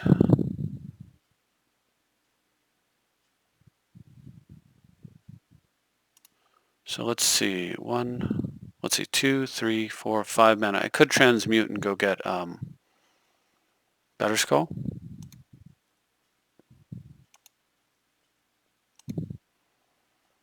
I can transmute and go get is that it? Oh, duh. Stoneforge, that is.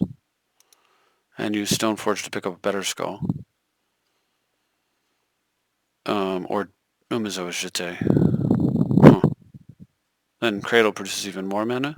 It's pretty good. Yeah, I think Jete might be winning even if my opponent does play Blood Moon. Oh yeah, there's Ren in 6. I forgot about that. That's such a good card. But let's do the Stoneforge thing. It's even more mana for my Cradle, possibly. And so Batter Skull or Jete. And I think Jete, it's real hard for my opponent to win if Jete is active when they're primarily goblins, right? It's more valuable than Batter Skull. Weirdly. And if my opponent kills Stoneforge here, then, you know, it just doesn't matter.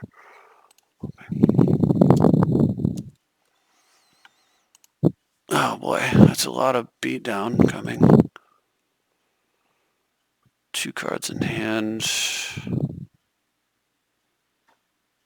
Jete, it's like 3, 4. I can Jete and I can also ponder. I'm just looking at whether or not I wanted to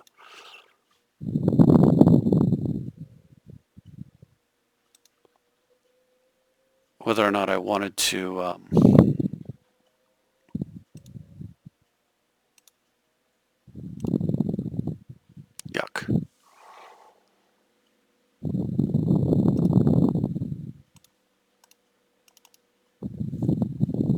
Okay, so let's get in there, do this.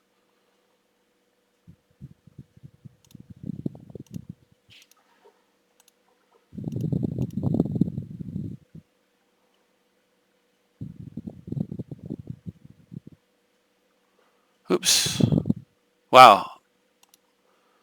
It's in the forest for the trees there, huh, Nate?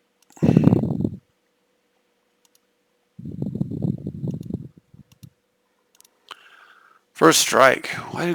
Since when do goblins have first strike? So it's double strike. So I didn't see it.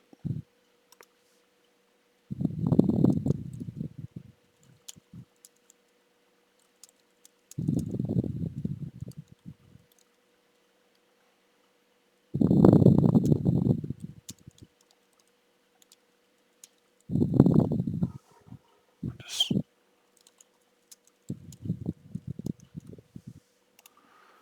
Sharpshooter is not a card that I want in play. I may be playing this. I may be having the setup here for a balance. It's the problem. Plateau probably. So if I get volcanic here, I don't really like that. I've got red here.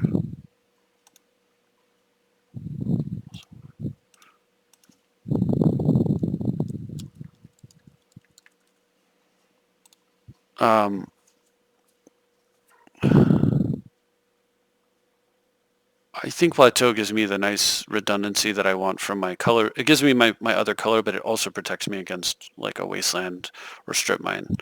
And I would expect Goblins to run both, considering there's really not a ton of cards that they can afford to play.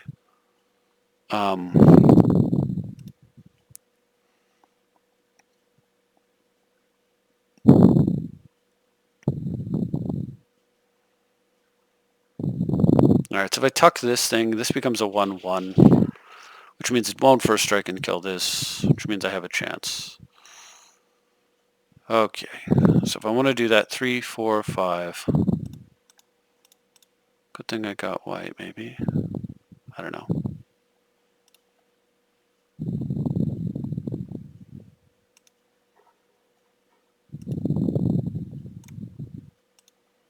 That's gotta go.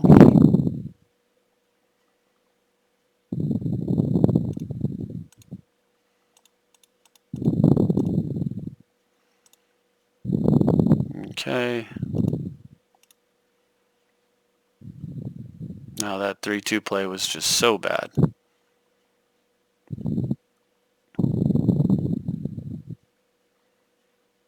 Yep. Sure. Okay.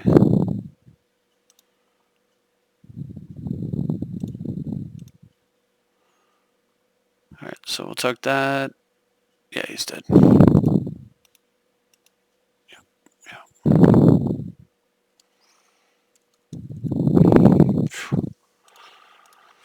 Recovered from my own mistake.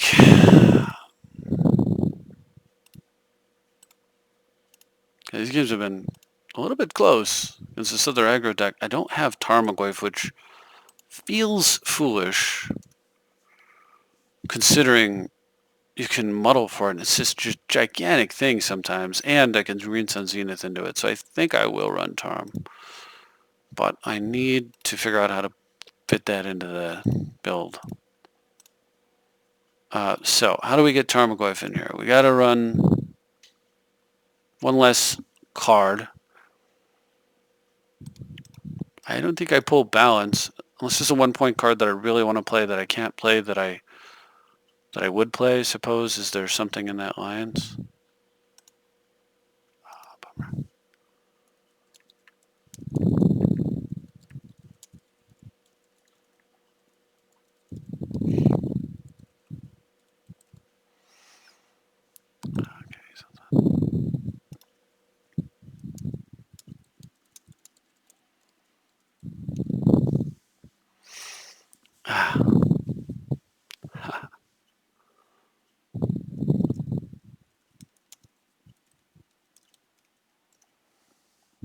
Alright.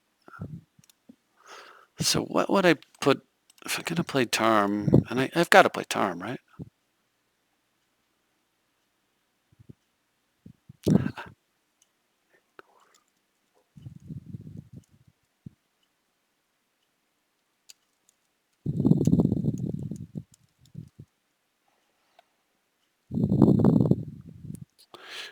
My default assumption, alright, is definitely not that it would be an ego issue. Tarm's just also really good if you get it early with the Edric or Timna. I've got to find a card to pull. I think his balance was, balance isn't great, but it's always good, right? Like it was always going to be a card that I wanted to use. The other card that's really good in a 5-color deck is Felwar, or can be good, because it's basically just tap for anything, but I don't even know if I need that. A little bit of extra mana fixing along the lines of a Mox Diamond that has the potential to produce all 5 colors seems pretty valuable, but I don't know. I suppose I could take out Brea. It's a heck of a card, an insane 4-drop, but it's a little bit expensive. Thing is, so I'm not running Tarmogoyf currently, and it's because all of my creatures either draw cards, Strix, walls, Jace, eventually, produce mana, or kill stuff, like even Scavenging Ooze, or they're card advantage in some other way, like giving me life off the Ooze, the Finks, the Deathrite. Like, life gain is very important, obviously, against these red decks. Skull, Jitte.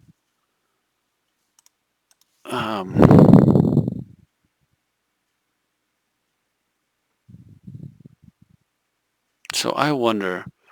Also, right now, all of my dual lands don't get all of my colors, and I could improve that situation. Possibly pulling like Breeding Pool, Dryad Arbor. What would I have to pull?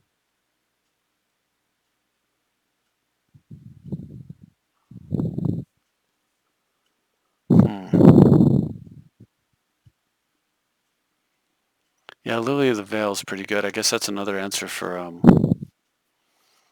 TNN. So, yeah.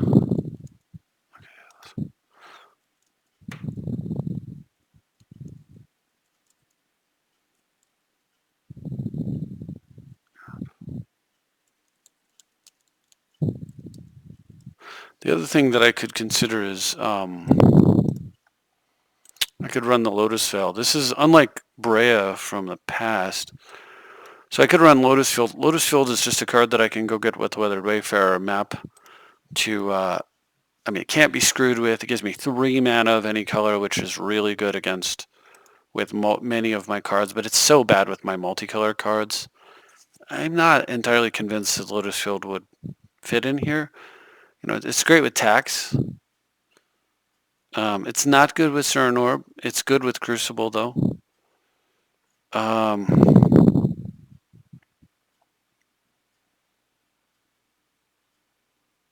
much value am I getting from Dryad Arbor would be a starting point. Breeding Pool is an island. And what would I need to play if I wanted all of my fetch lands to get all of my colors, to have the potential to get all of my colors, right? I would need to run Badlands. I would need to run Bayou. And then, is there any other dual land that I'm not running? Cavern of Souls is painful. Flagstones, Forest, Cradle, Ghost Quarter, Venter's Fair, Confluence, Factory Workshop. No Workshop, man. Mox Tantalite is an interesting card also. It's a little slow, but man, I was finishing the game with cards in my hand.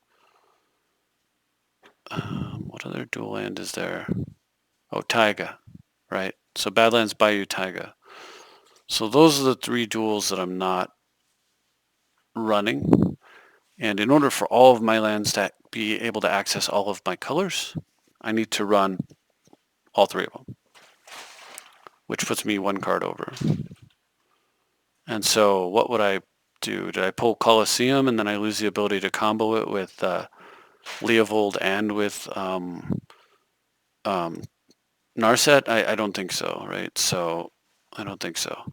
I don't take out Grove, Punishing Fire. I mean, Grove, because of Grove, if I have to take a card out, I'd take out Taiga and leave Grove in. But I'm not taking out Caracas. super useful. I can't take out any of the white X dual lands because of Tithe.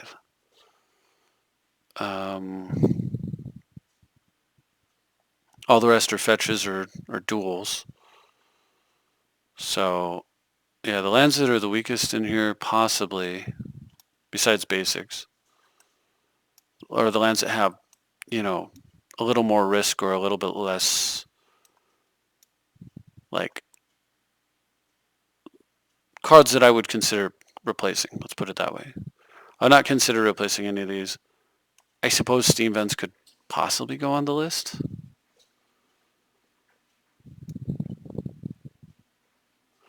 So if I were to take out Steam Vents, then I actually get everything.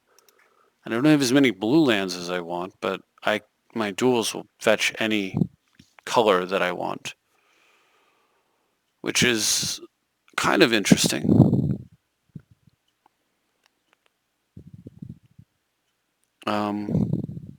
Yeah, I mean, that's kind of interesting. It might be worth a try. At least the little arbor, the cute arbor interaction where you get Green Sun Zenith. Also, Zenith is semi-weak for me.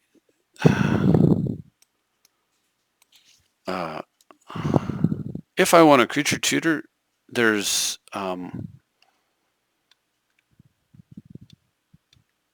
is it? Eladamri's Call. Eladamri's Call. And of course, there's just other good creatures. Eladamri's Call is a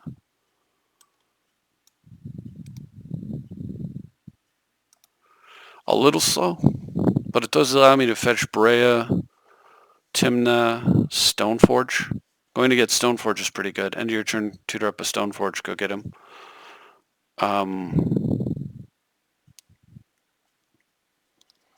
If I were to, and then I was thinking about the other card I'm just thinking about is Balance. If I were to take out Balance, I could put in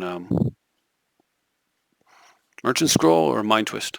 They're both pretty good cards, right? Oh, Ladmeri's Call goes and gets True Name. Actually, I think I will take out Green Sun Zenith, and I will run the Call. I mean, I suppose I could run both, but yeah, it's interesting. Got like every color combination under the sun, just about. Ladamri's Call there. Oh, the other creature that's really good, do I have one? Is Lotus Cobra. I have 10 fetches. Actually don't own one, so I should snag one of those. But as far as fixing mana goes and having the potential to just do broken things, some of the time, Lotus Cobra is pretty gnarly. I don't know why I keep getting texts. Oops.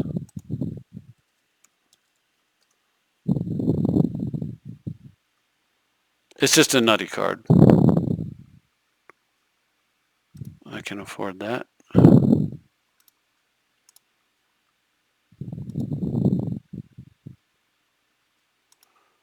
Right, yeah.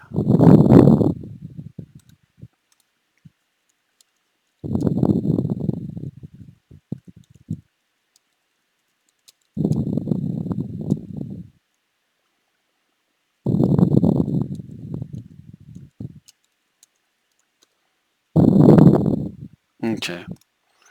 The other card that I should think about is, yeah.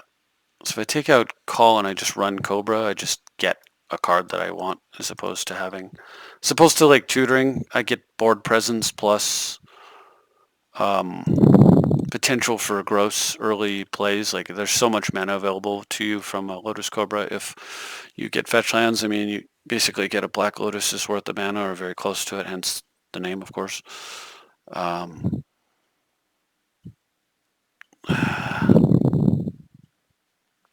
Is that better than TNN? Just tutoring up a TNN? It might not be. Might not be better. Or going to get Glen Elendra, for example. So perhaps I need both. I mean, that's a possibility. Ladamri's Call is also really nice with like Snapcaster, Search for Content stuff. The card I'm not running here that is, just extremely good, right, is this guy. I'm not running him. And I'm also not running, what's the land? It's Phyrexian something or not Phyrexian Tower. That's the one that gives you 2 black, but Volrath Stronghold. I'm not replaying that. And Volrath Stronghold is a pretty good land if you run Eternal Witness, because then you have like a sort of mini loop, so you can regrow kind of whatever you need whenever you need it. Over the course of a slower, longer game. And of course, sorry, this deck does want to slow the game down and make the game go long. But Ewit is just, it's a heck of a card. It's just that I was trying to avoid double green. Double blue is fine. Kitchen Finks is okay because it's green and white a lot of times. And double white's okay because this is a blue-white deck with some green in it. A lot of it, but I don't want to go too heavy. So is Lotus Cobra better than Tarmogoyf or any of these other cards that I've looked at, or the Zenith that was in here, the Ladmary's Call? I'm not sure. The potential for early mana is pretty huge. Um, Early Teferi or Batterskull or whatever. I suppose if I really want that, I can also just run like. Oh, you know what I'm not playing also? Is this guy. I just looked at it. I'm also just not playing Gilded Lotus, which in a 5-color deck has a lot more value than some of these other cards. Mox Tantalite is also quite good, possibly. I am worried about Blood Moon effects. I wonder. Mox Tantalite's also quite good with balance if you get it early. So do I want to run Lotus Cobra or do I want to just try the Mox? I've actually not gotten any experience with this card, so I don't really know what to expect from it.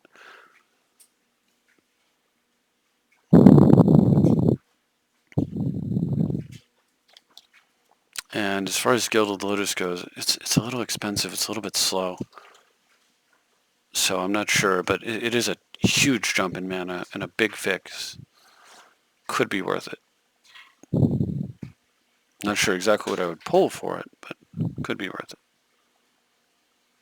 So Mox Tantalite or Ladmary's Call. This is almost a Demonic Tutor.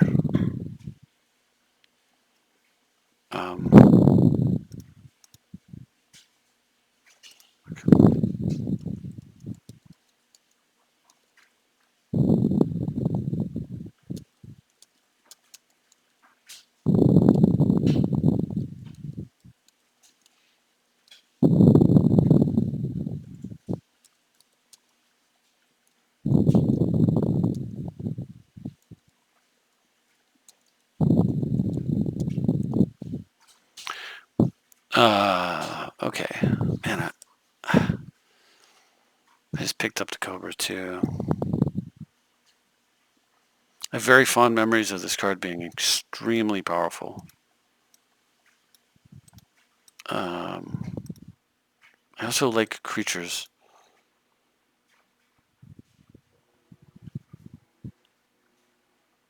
I like having creatures that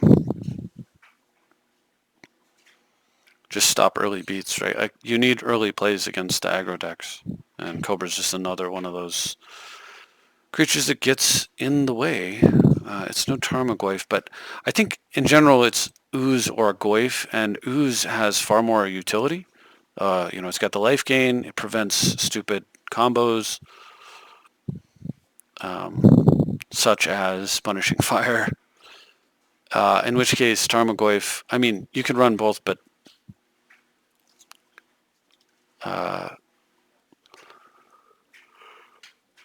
it's a little bit silly sometimes, right? And I also have Deathrite, so I think that's why Tarmogoyf just doesn't make the cut here. And then, as far as the lands goes,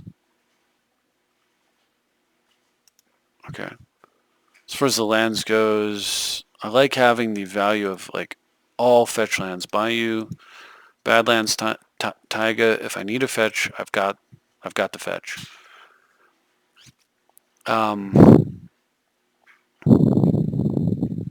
And then my extra lands, the lands that only produce one color, are Colosseum, besides basics, Cradle, Caracas. And my main colors are blue, green, white, so this is very good. Everything else is dual.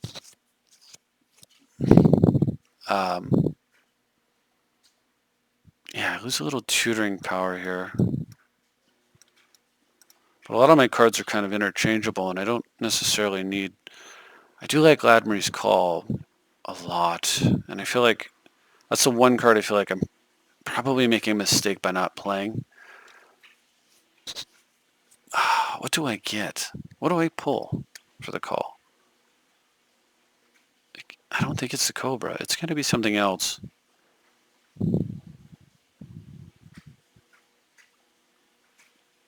I suppose the other options, I take out Tax Rack, and then I go with like, I get Breeding Pool, and I get Steam Vents, and I get whatever, maybe Arbor, and then, or Field, or something like that.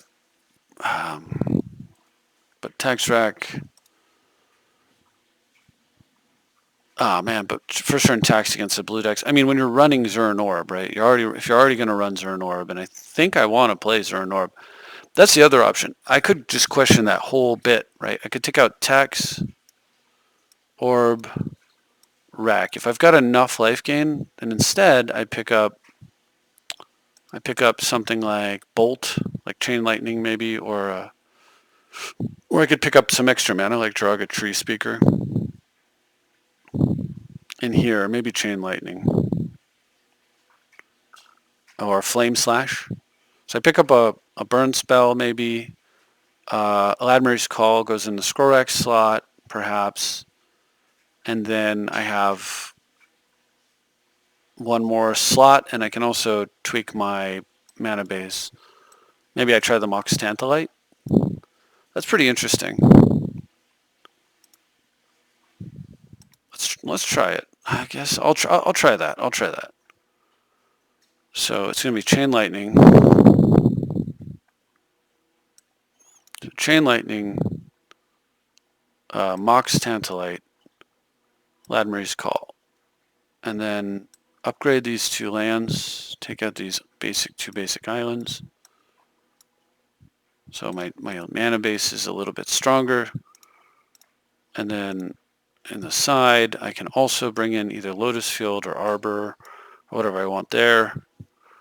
Kind of think Lotus Field is a very interesting card. Oh wait, I'm taking out the Zern Orb. Taking out the Scroll Rack. Taking out tax. So Arbor or basic land. I guess one basic land is good just because of like Path to Exile and cards like that.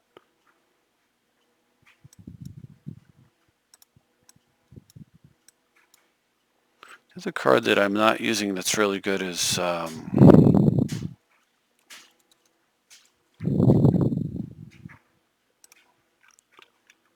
this crazy card that's 2 white and just totally ridiculous. 2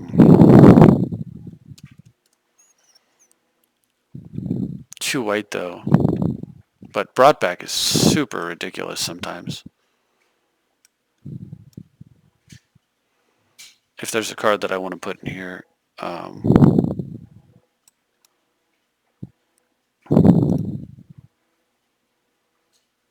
gonna try. So if I do Lotus Field, I gotta do brought back, but I think I'll just try it this way and then.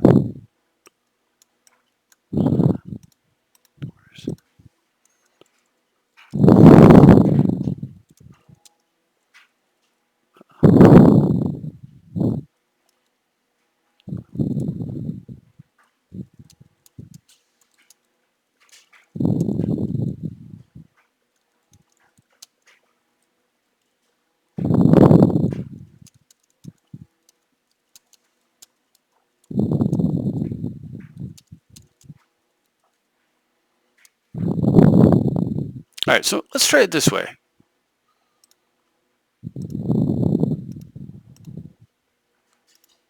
So we'll get that set up.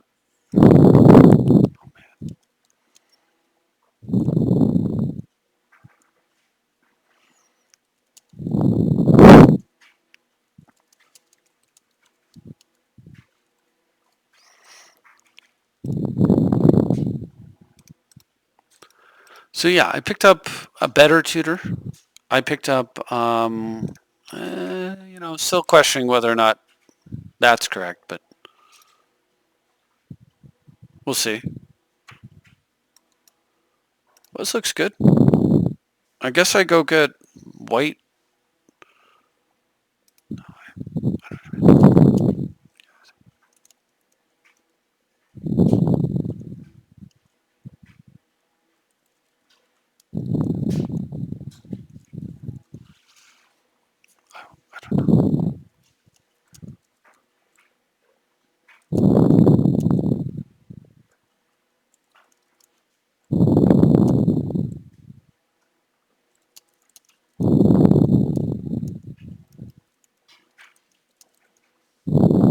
All right, so I get to lead off. So yeah, I'm gonna go get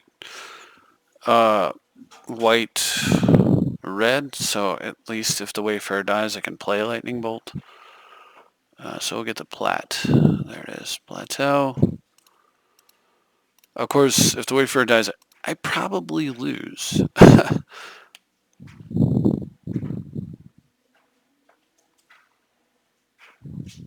But this lets me just go draw, make no play, bolt end of turn if I need to or something.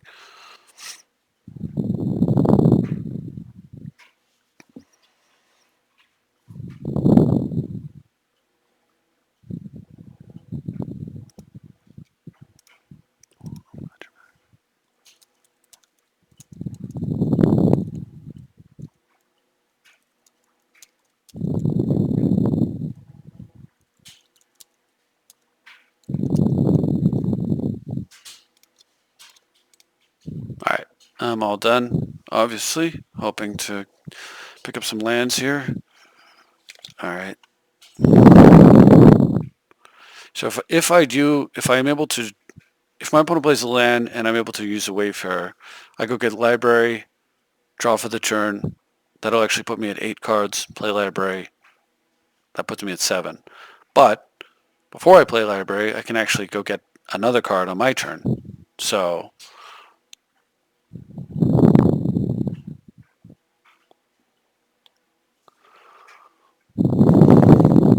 um,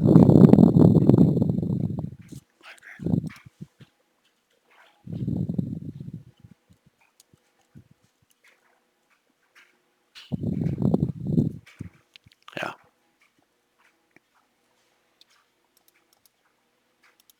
Of course, if he doesn't draw lands, well,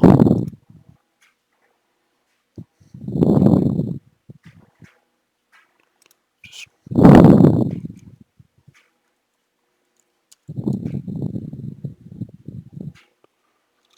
yes, a lovely mind twist. Well, now I wish I'd gotten green. I guess that is a bad reason. Like that is a drawback to having gone for the bolt plan. But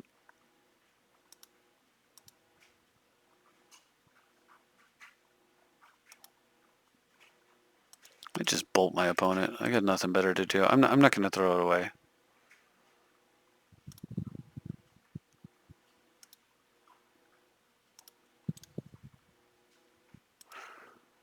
I mean, I could be attacking here, but I mean, that's just crazy, right? I need cards. If I get a green source, I'm playing that hierarch. I mean, if I draw a land at all, okay, that's cool. I can discard that.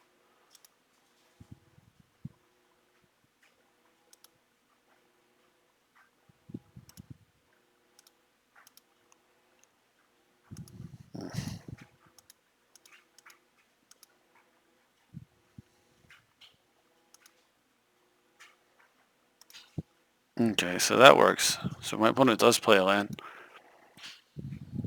Then I get to do the tithe trick. There we go.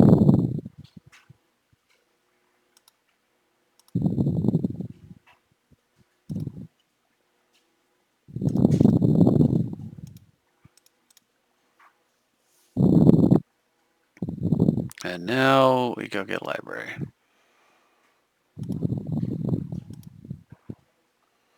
So So I really want blue, but I need green, and the best green land I can get is probably Savannah so that I can keep using Wayfarer. Or I could go get, like, Taiga. I'll get Taiga because...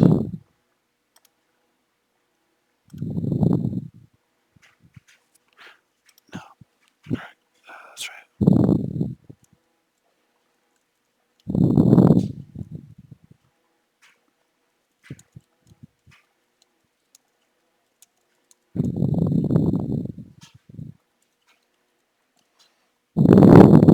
Alright, oops. Right. Play this.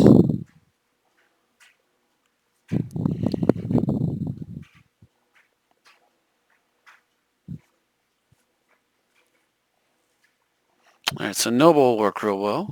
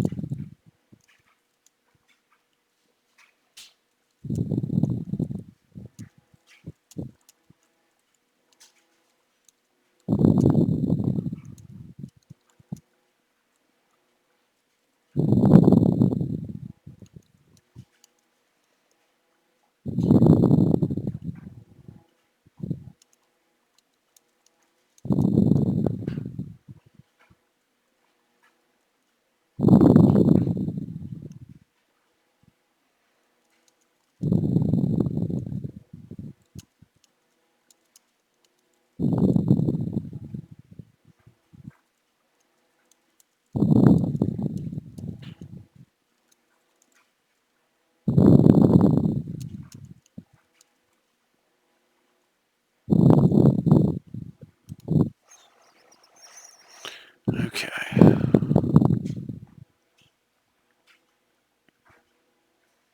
Sorry. So my buddy here, he hasn't played in a long time, but I remember him being very good at this game. He's an old school player. He just hasn't played in a long time, and you get rusty. And that's just how it is. So, a little bit of rust there. But it'll come back to him pretty quick, I'm sure.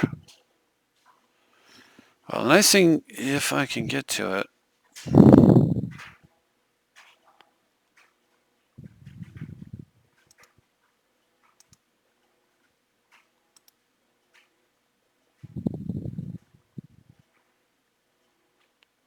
I'm going to actually swing in here. I don't usually attack with Wayfarer, but I don't foresee myself activating it.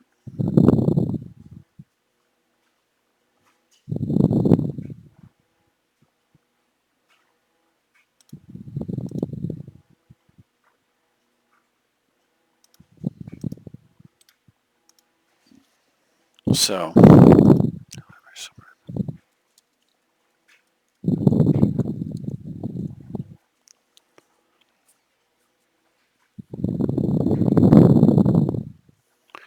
library being one reason why I feel like you need 3 points on lands. You need 1 for library because it's just randomly wins games, and then you need 2 for strip mine because library randomly wins games.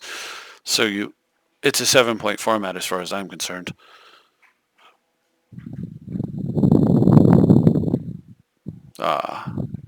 Electro is good.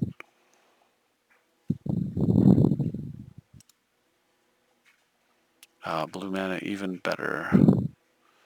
So what I want to do is not discard. I think what I want to do is get... See, I don't know what to expect over there. There's a lot of powerful cards showing up over here.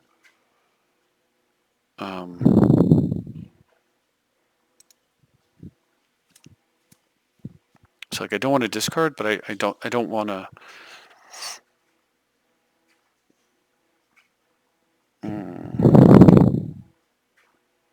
I don't want to discard, but I may have to. I mean, I can play a threat that draws cards.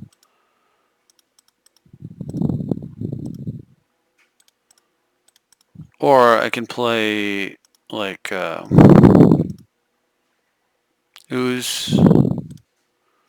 And if my opponent kills the use, I don't care. If they make a play I have to counter, then, well, I have to counter it.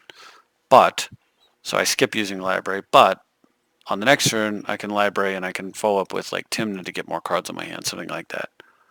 And if my opponent just goes after the use and doesn't cause me to have to avoid using the library by running out one of these counters, then great. And of course, there's also the perfect scenario where they don't really do anything, and I get the card. And keep the creature, right? Okay. Play this. Wow.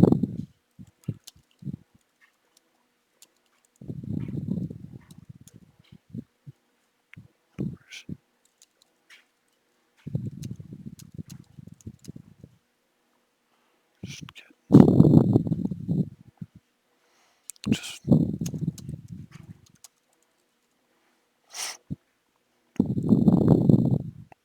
so I'm thinking.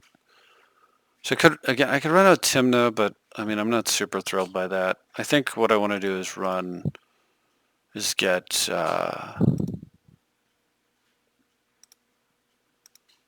Jete on the board, and if it gets countered, I don't care. This is so I can use library and still play a counter spell. The thing with library, you just want to tap this card every turn, right? So I need more blue mana, but okay, so that's gone.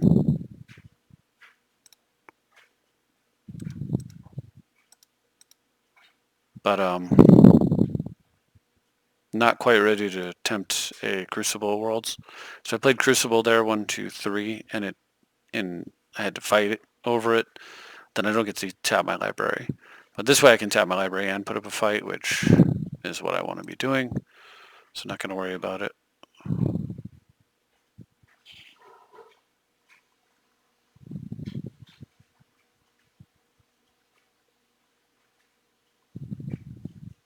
I do hope that I can start eating with the scavenging ooze. Depends.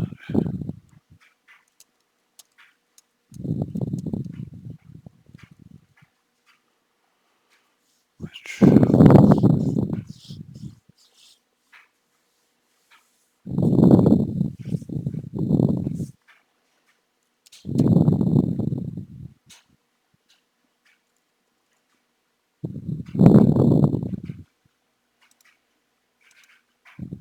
Yeah, he was asking if you should bounce this, but I mean, it'd make me discard, so that's a good time to use bounce. But it's not stellar.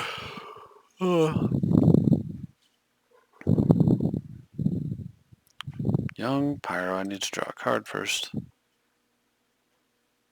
That's a pretty good card that I pretty much don't want to deal with, so I'm going to attempt to leak here, save my better counter for later. But if I do end up having to, like if I lose a counter here, it's one less counter to fuel the Pyro, and then I can continue to like pressure and whatnot. Yeah, that's fine. Okay. Yeah, peasy fisheasy. I ought to maybe consider playing that guy. It's pretty good. I really need is more blue. So let's get some.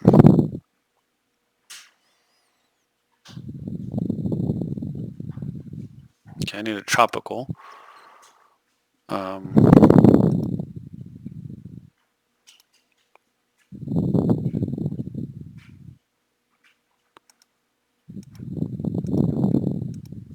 I thought I took balance out though. Maybe I stood the game up beforehand. Or no, I left it in. Oh, but I took out Zern Orb. I was supposed to take out balance at that point. I mean, I don't know. It is a good card in general, but...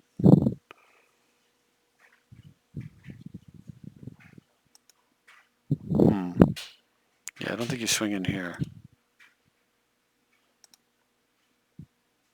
Alright, so we'll go get Trop. See if I can get some life, make a bigger guy.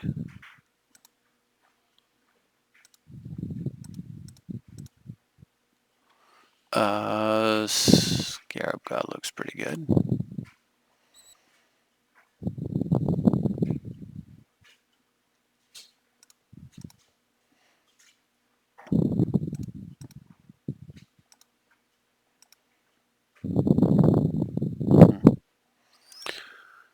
Well, drawing too many cards, it's no good.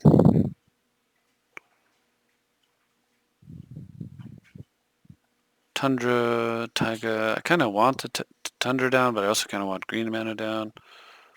I'd like to get Leovold into play. I can spec. Go ahead and just do this. I can spec just to get a card out of my hand. It's cheap and it doesn't really cost me much to do this. Leaves all of my colors untapped. Leaves me with the ability to play Ladmeri's Call and still have 2 blue untapped.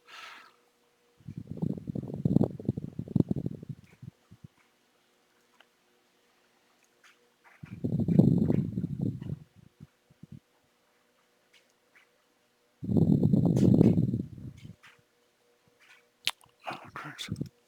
That's right.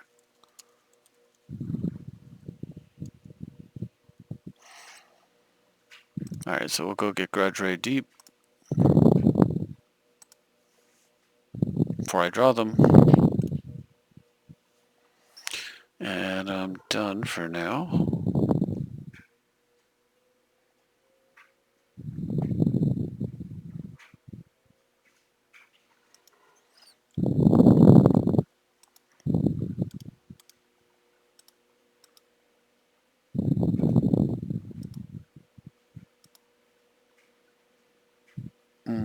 Yeah, I'm done for now. I don't need to play Lingering Souls.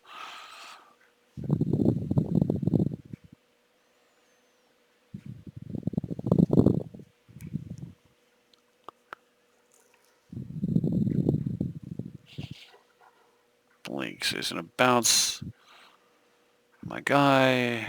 Then I'm gonna have to discard, or I can just draw, and I could counter it.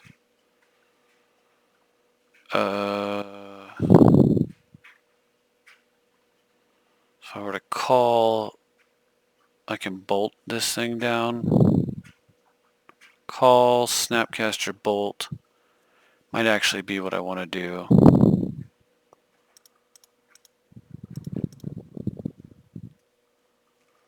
Because I don't want Pyromancer getting out of control there.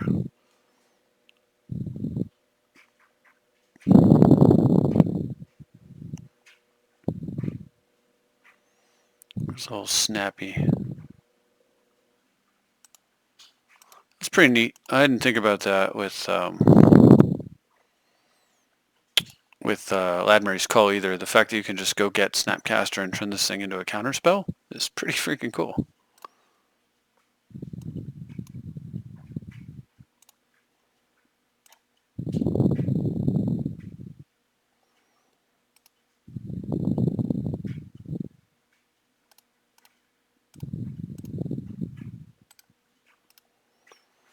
So take that out and then pick up my ooze.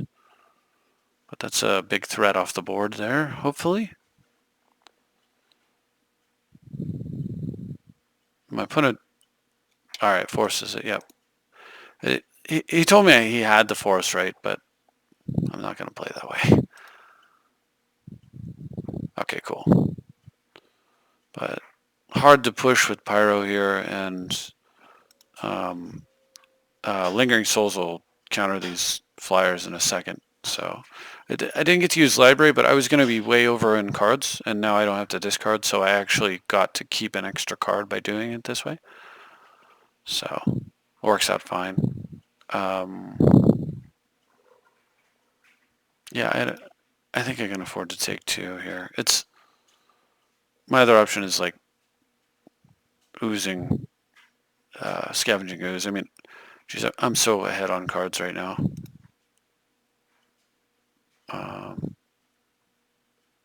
So go get that. What do I want? Something blue, probably. Let's play this guy, play Ooze.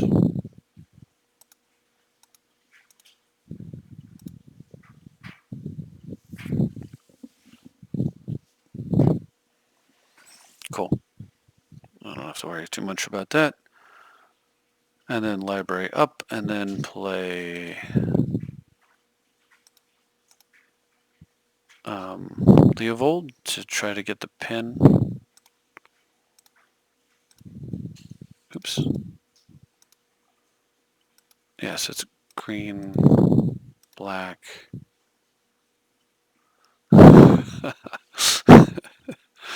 Green, black, blue should do it.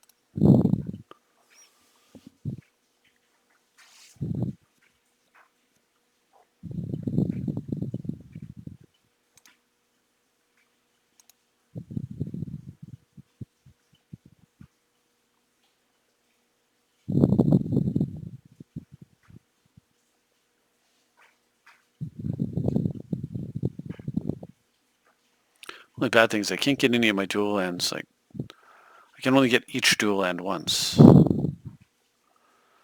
Opponent counters Leovold. I might actually want to fight a counter war on this one.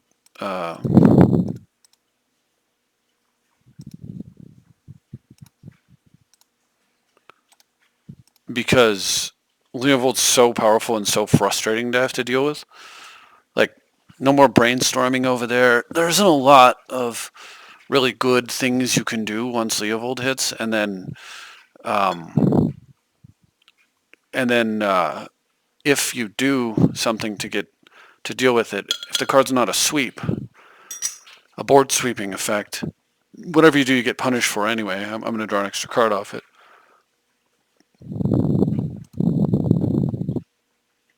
So, and if my opponent does do a board sweeping effect, it's not too bad because I've got Lingering Souls, Timna, Jace, all that good stuff. So,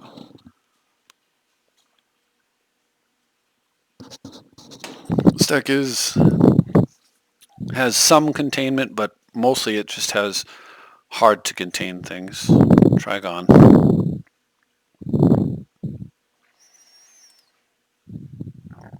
Man, spell or ability also on Leovold is just ridiculous.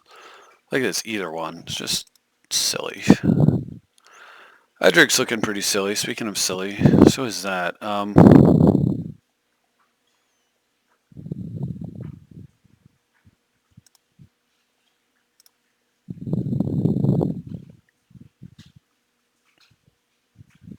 Dual lands are left.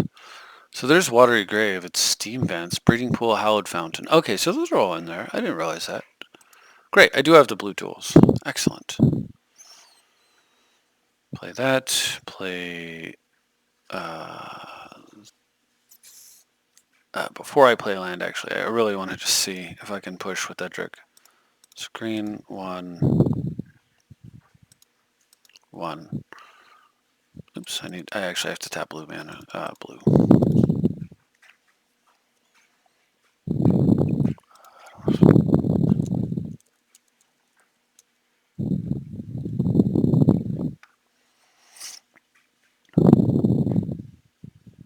Could bounce Trigon? Right. Yeah, exactly. Man, I kind of wishing balance was Mind Twist. Alright, so what do I want to do? I want to push, or even just regrowth. Jeez. Look at that tasty graveyard. So I want to push with, I could Jace this, but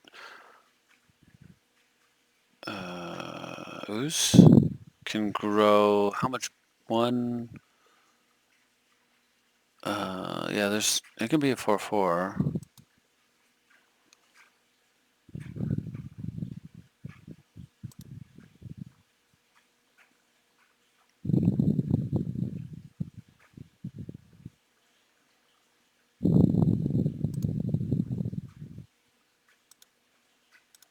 Well,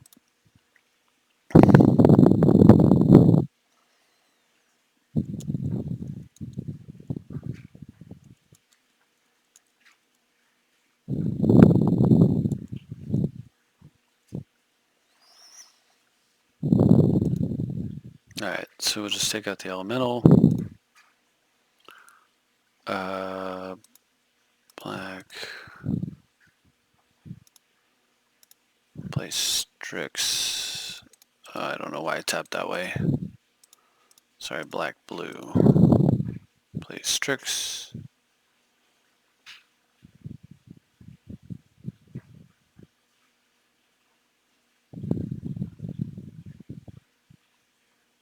Oh, is it? Right. All right.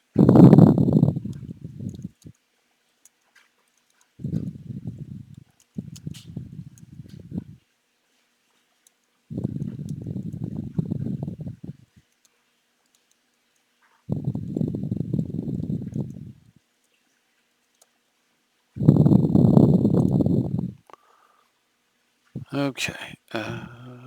I need another black source, so I'll use marsh flats because I know I need black. So we'll just do it this way. Flashback, lingering souls, and be done. This gives me the flashback on Grudge, Ray, and the activation on Scavenging on the Skews. Which is one of the interesting interactions between Scavenging Ooze and then these flashback cards is just that you always want to leave green mana untapped for Scavenging Ooze anyway, and so you want to leave green mana untapped for that. Nice.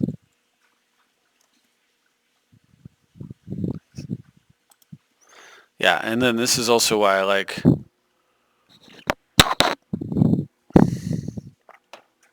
Skews over Goyf. You can actually outdraw Goyf even though it's slower. So I want to eat the Hostage, the Tassiger, the Noble, the Weathered. So yeah, you can be a 6/6 while shrinking the Goyf ultimately. But it's not just a head-to-head, obviously. Scavenging Ooze is better. It's just that... Yeah, no problem.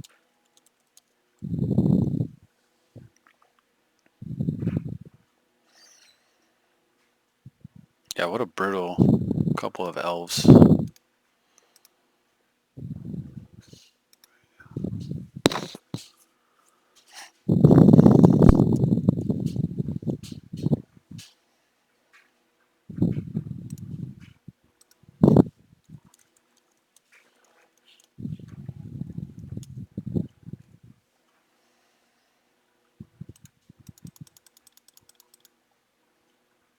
No boards.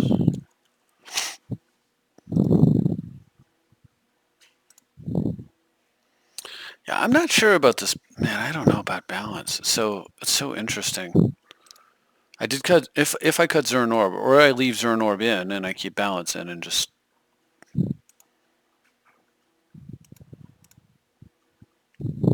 I think it's one of the... I think it's either play both or neither. If I take out balance and I get to run like... I can run more artifact mana, I can run the brought back. Oh god, come on. Brea's probably not going to come up, and Steam Vents is my turn one play. Coliseum probably doesn't come up as useful in this, so I'm good there.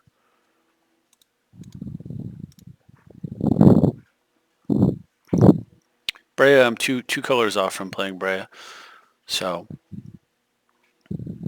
And then Coliseum, I could have dumped the Steam Vents, but the thing is, if I lead with Steam Vents this way and then my opponent does have, like, let's say Wasteland and they go aggressively to Wasteland me, then I need to back up red for the Helix. Or, you know, something like Sinkhole, or who knows, you know, people do have mana kill, right? I drew one, for example. So I very much hope to draw a white here so that I can sit on a Helix or a threat. But I think I would prefer to draw a white so I can just sit on Helix, bolt whatever, play Edric, pass. If it lives, I've got a chance to win. Okay, that's actually pretty good too. Technically, that's drawing white. I certainly would have liked for that to have been a creature with power, but I mean, I'm happy. Like Noble Hierarch or something. Because then I could go land, Edric, attack, draw. This is just going to die. Okay. If I could have only led off with, if I had known, right, and led off with the Trop early, but putting it at risk, then this turn I would have gone Wasteland Bird. So, alright, opponent missed the land drops. We're going to waste here, I think.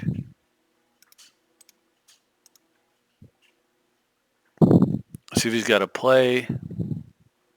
If not, then during upkeep, I'll go after it. So that if my opponent has like a stifle effect, at least they've got to spend some mana.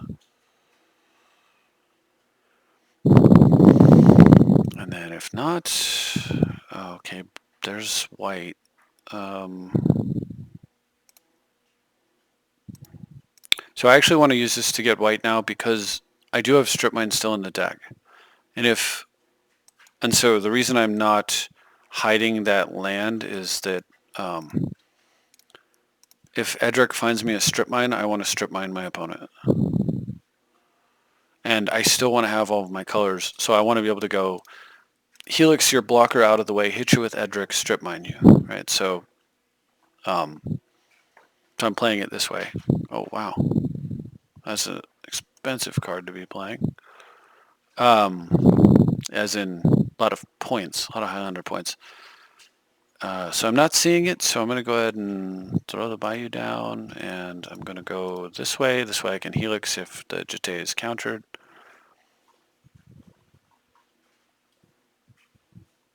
And if it's not, well,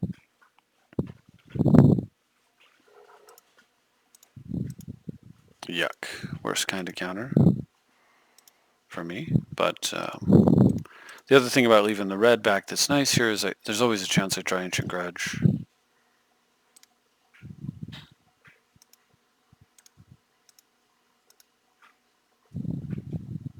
Okay. Well, I'm just gonna get mana drain mana, so I'm gonna ice to hopefully take some of the sting out of this. Let's ice the island there. If I ice this and my opponent has repeal, they can tap it for blue and repeal itself. So I don't want to do. And then they basically get the mana that they would have had. So I don't want to do that. So hopefully, well, he did hit. He did his land, which was destined to occur, but hopefully not like Jace or something. Wow. I suppose it's Jason bounce. And then I go Edric Helix. And we're back where we were at, which is okay. Yep.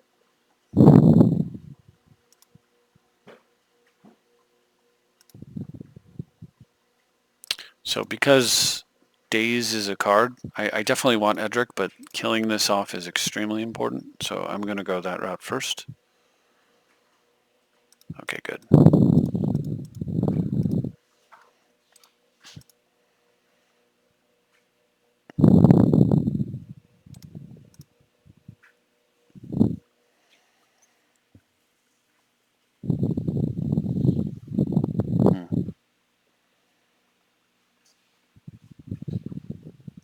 Okay.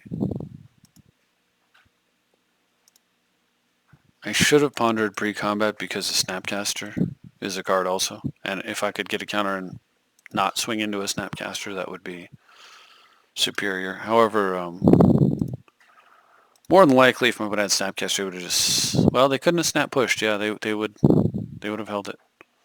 So that was definitely a misplay there. I'll go ahead and ponder. Also, I could have set up... Okay, so I want evasive action. I don't want the other two cards. Oh, wait. Yeah, I do. Shoot, what am I thinking? I have Edric. Jeez. Alright, well, we'll get the duel down anyway. I could have gone land Skull there, but I don't think... I think I wanted to sit on evasive, because if I can protect Edric, then I can draw two cards next turn. Both of them actually pretty good. And the ability to make multiple flyers with Edric here is extremely good, right? So this is basically just a Shadow Mage Infiltrator right now, which is still really, really solid.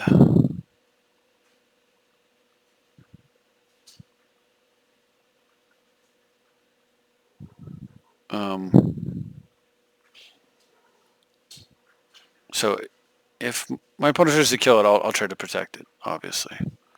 Or hopefully that's obvious, because this is kind of where my game plan is.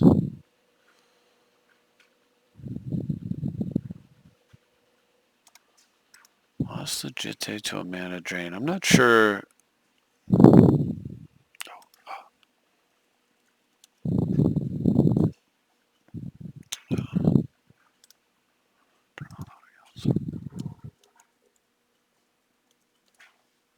Okay, so I assume he's got Notion Thief here, but doesn't matter because, you know, again, I would counter it.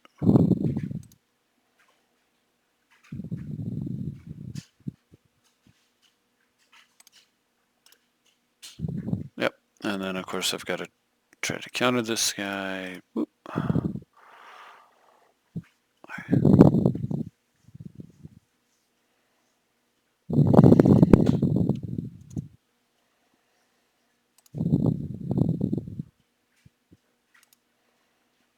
Okay, so kind of tempted to run out the skull. So Finks' nice board is sticky. Souls, the skull is the biggest threat that I can play. I can play 2 threats next turn. Of course, if I play Souls and like flash it back, I've got 5 creatures that draw 5 cards, which means I just win the game if my opponent doesn't have a solution to Edric immediately. Their solution probably involves them tapping out. Well, if they kill this, well, it's still a ton of pressure. I think I will go the Souls route. This just gives me a way to instantly win the game, right? So if I have a way to possibly win the game right now, let's just take it.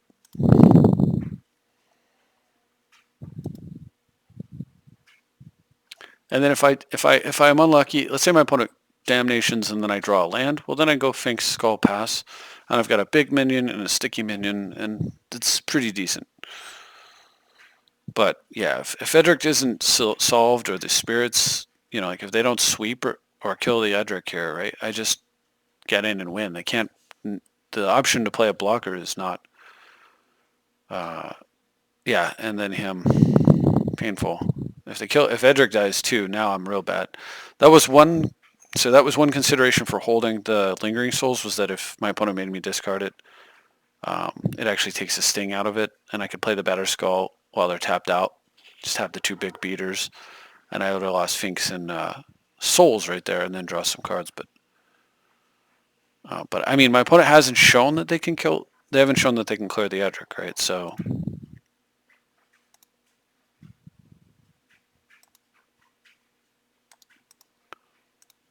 Edric is so insane. Edric Lingering Souls is also just insane.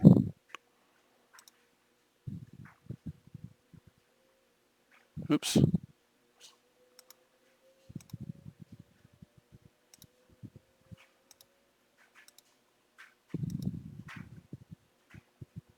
Edric is so gross.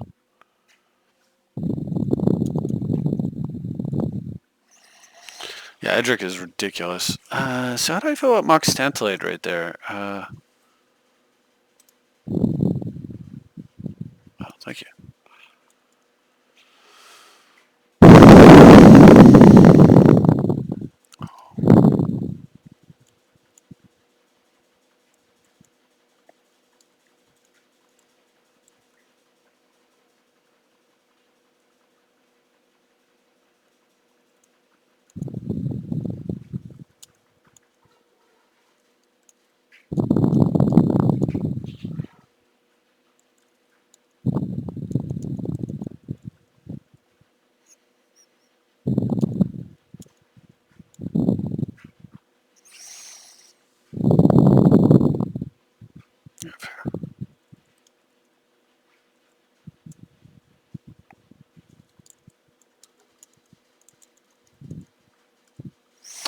All right, so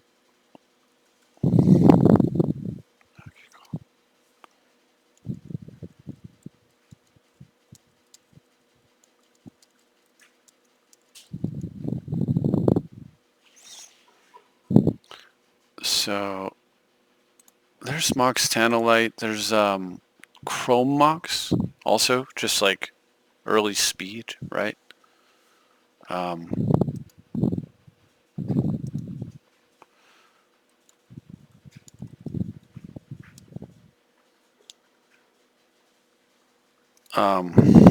I can also just pull the Mox Tantalite. I'm concerned about cards like there's also like Disenchant. I'm concerned about Blood Moon effects. There's Disenchant and there's also Nature's Claim. If everything relies on green, though, it could be a little scary because it might not be able to get to the green mana. But so it's like, do you want to use artifacts to try to work around them? I could run the. I can run. I don't know. It's just. It's just. And I'll tell you what. I've only drawn red and 6 once, and I freaking what a neat card. That's another one that I really want to do.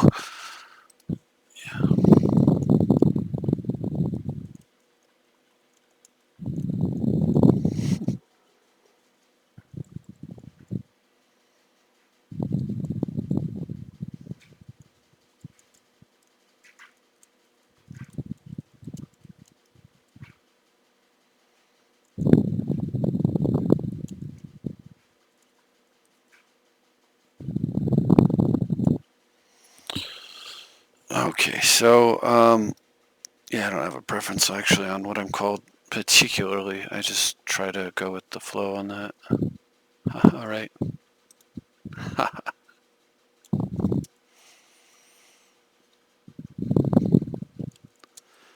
So I'm in this last little, yeah, this Mox.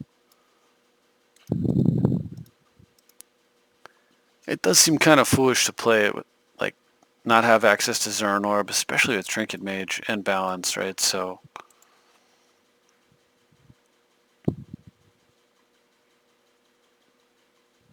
mm, it's really just what am I trying to do here?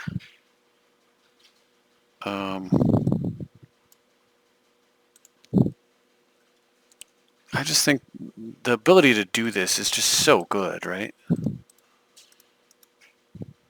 It's a fat chunk of life, and the ability to just do this and just sometimes go, oops, I win. Um, Otherwise, why play balance at all? This one extra point probably should be like either card draw or mind twist. Probably like dig through time or treasure cruise or mind twist, something like that. Also, the card that I'm not using in here is Factor Fiction. I don't have Factor Fictions. I don't have Mystical Teachings. Pretty interesting deck. I wonder if the Ladmurray's Call just ought to be, fact. Pretty neat card, or maybe I play them side by side. Overall, I think I'm happy though. This deck played pretty well. I like the Zernor probably a little better than the Mox. Overall, very satisfying card, satisfying deck. I'm not so sure about the whole not using Scroll Rack land tax thing because I don't like mulliganing. I do like drawing cards. I like deck selection. Yeah, and I just put Zernor back in.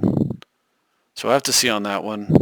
Um, but on the other hand, I like my fetches to be able to just go get anything I want and not have to worry about it. So I guess I'll have to wait and see.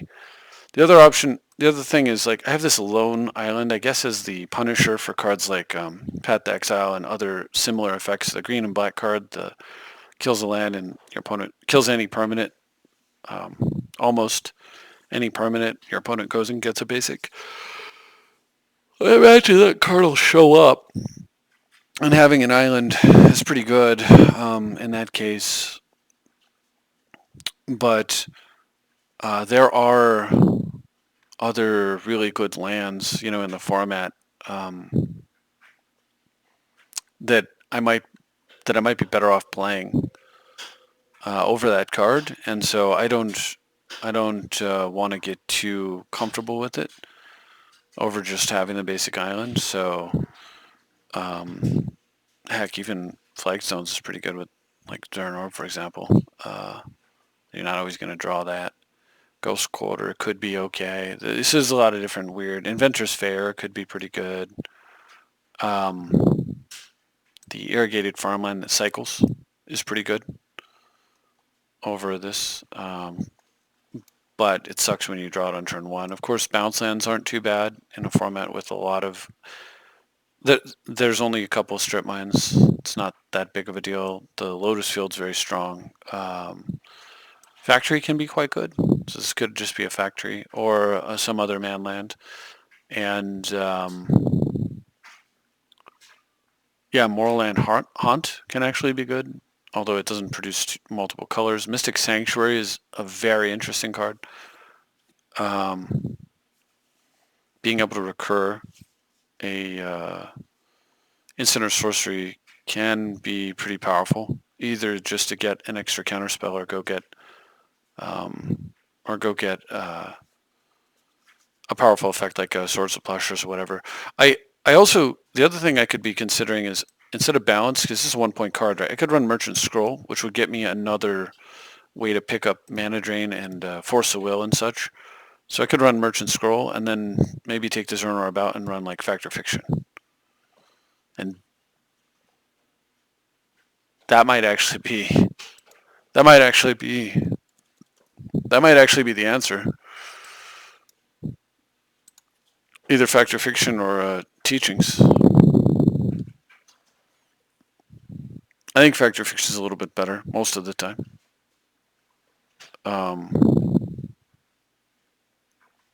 Teachings has the advantage of you can Teachings and then Teachings for Ladmary's Call.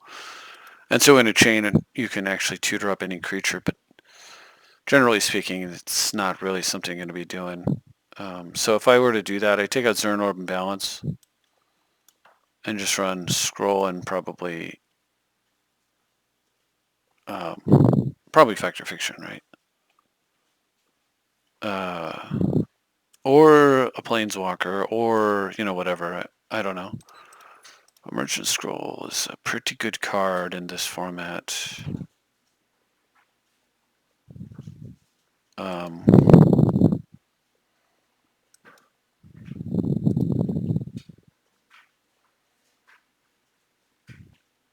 Yeah, there's also Death Cloud, which is just basically a balance.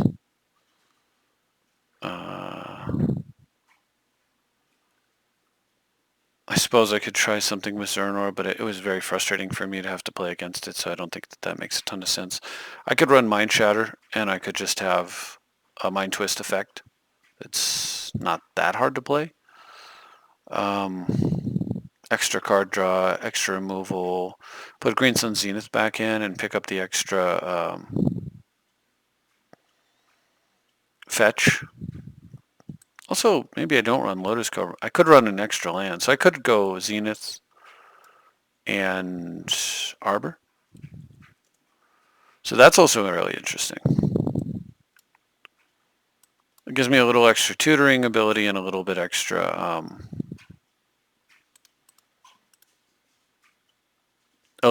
mana, so I'm not getting screwed as much. Arbor, Green Sun. Yeah, that's pretty nice. So it was a lot of power to board clear by doing it this way. It's much harder for me to deal with an opposing True Name, for example. And in fact, I have no way to deal with it in this configuration. So that does seem ultimately probably poor. So I think I'll take this out.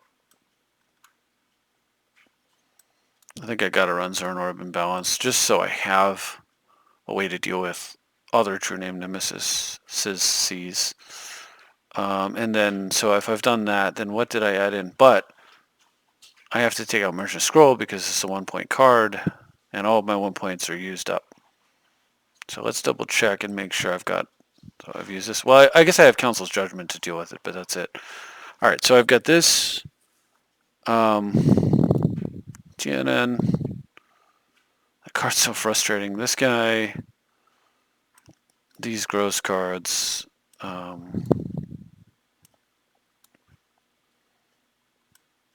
here.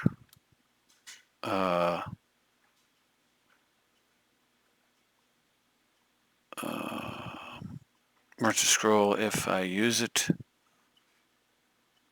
I think that's it for pointed cards, right? 2, 4, 5, 6, 7, 8, 9. No, there's more.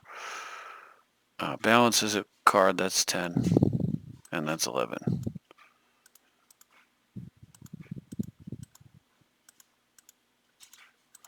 Yeah, so I'm over.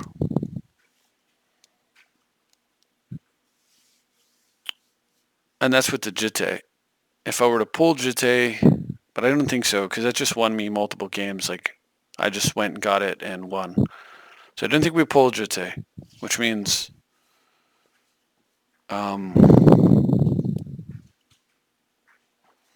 yeah, cards that just single-handedly beat aggro. Cards that single-handedly beat control. Cards that do both. I don't know, maybe I take out the balancer and orb thing. I really like it, but I mean, do I like it that much? I wonder if there's any other way to kill a true name besides what I've got. 1, 2, 3, 4, 5, 6, 7, 8, 9, 10. Because these cards go get, but the problem is Spellseeker goes and gets balance, right?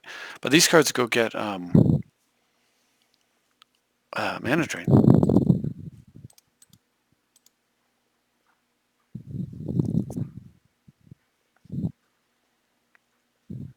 Spellseeker goes and gets balance too.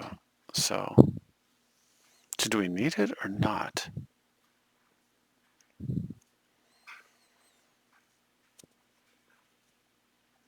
There's so many good cards that you can just play in this format, and I mean, I could run Lantax Scroll Rack and then put the islands back. Then I feel dumb because I'm not running Balancer and Orb. It's really tough. Can't run Dig and Cruise. Don't need Roar. Heave. Not really a route. I could run Mirror. Mindslaver is another Mind Twist type of effect, but boy, is it ever slow without... I'd need like... yeah, I'd need something down here. I could run Teferi's Moat if I'm concerned with creatures, or I could even run Thragtusk. Like if I'm concerned with, if I want more life gain, that's what I'm trying to get at. I could run Thragtusk.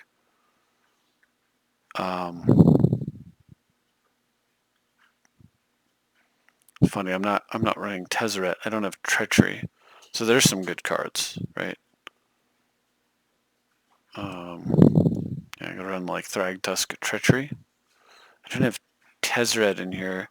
Okay, that seems pretty stupid. I don't know how I oversighted Tezzeret, but Tezzeret just going and getting Breya can be huge. Tezzeret going and getting Shackles, Crucible, Jitte, Skull Clamp. It's got to be in here, or just extra mana. Tezzeret's got to be in here.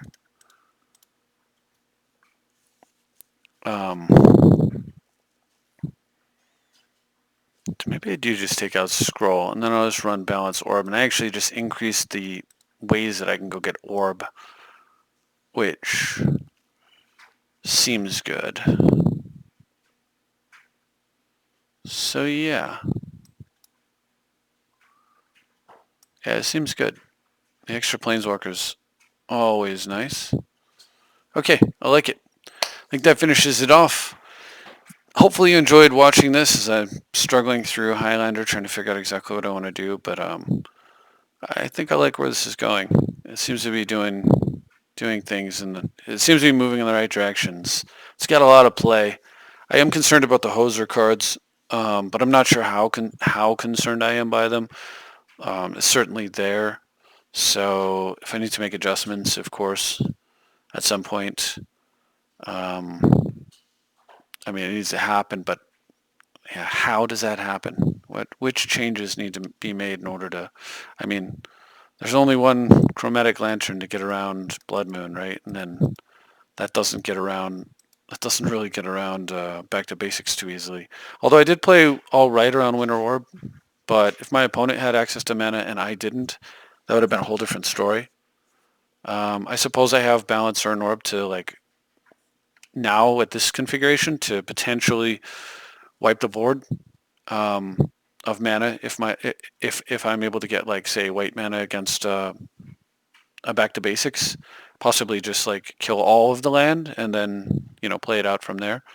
So there is something there.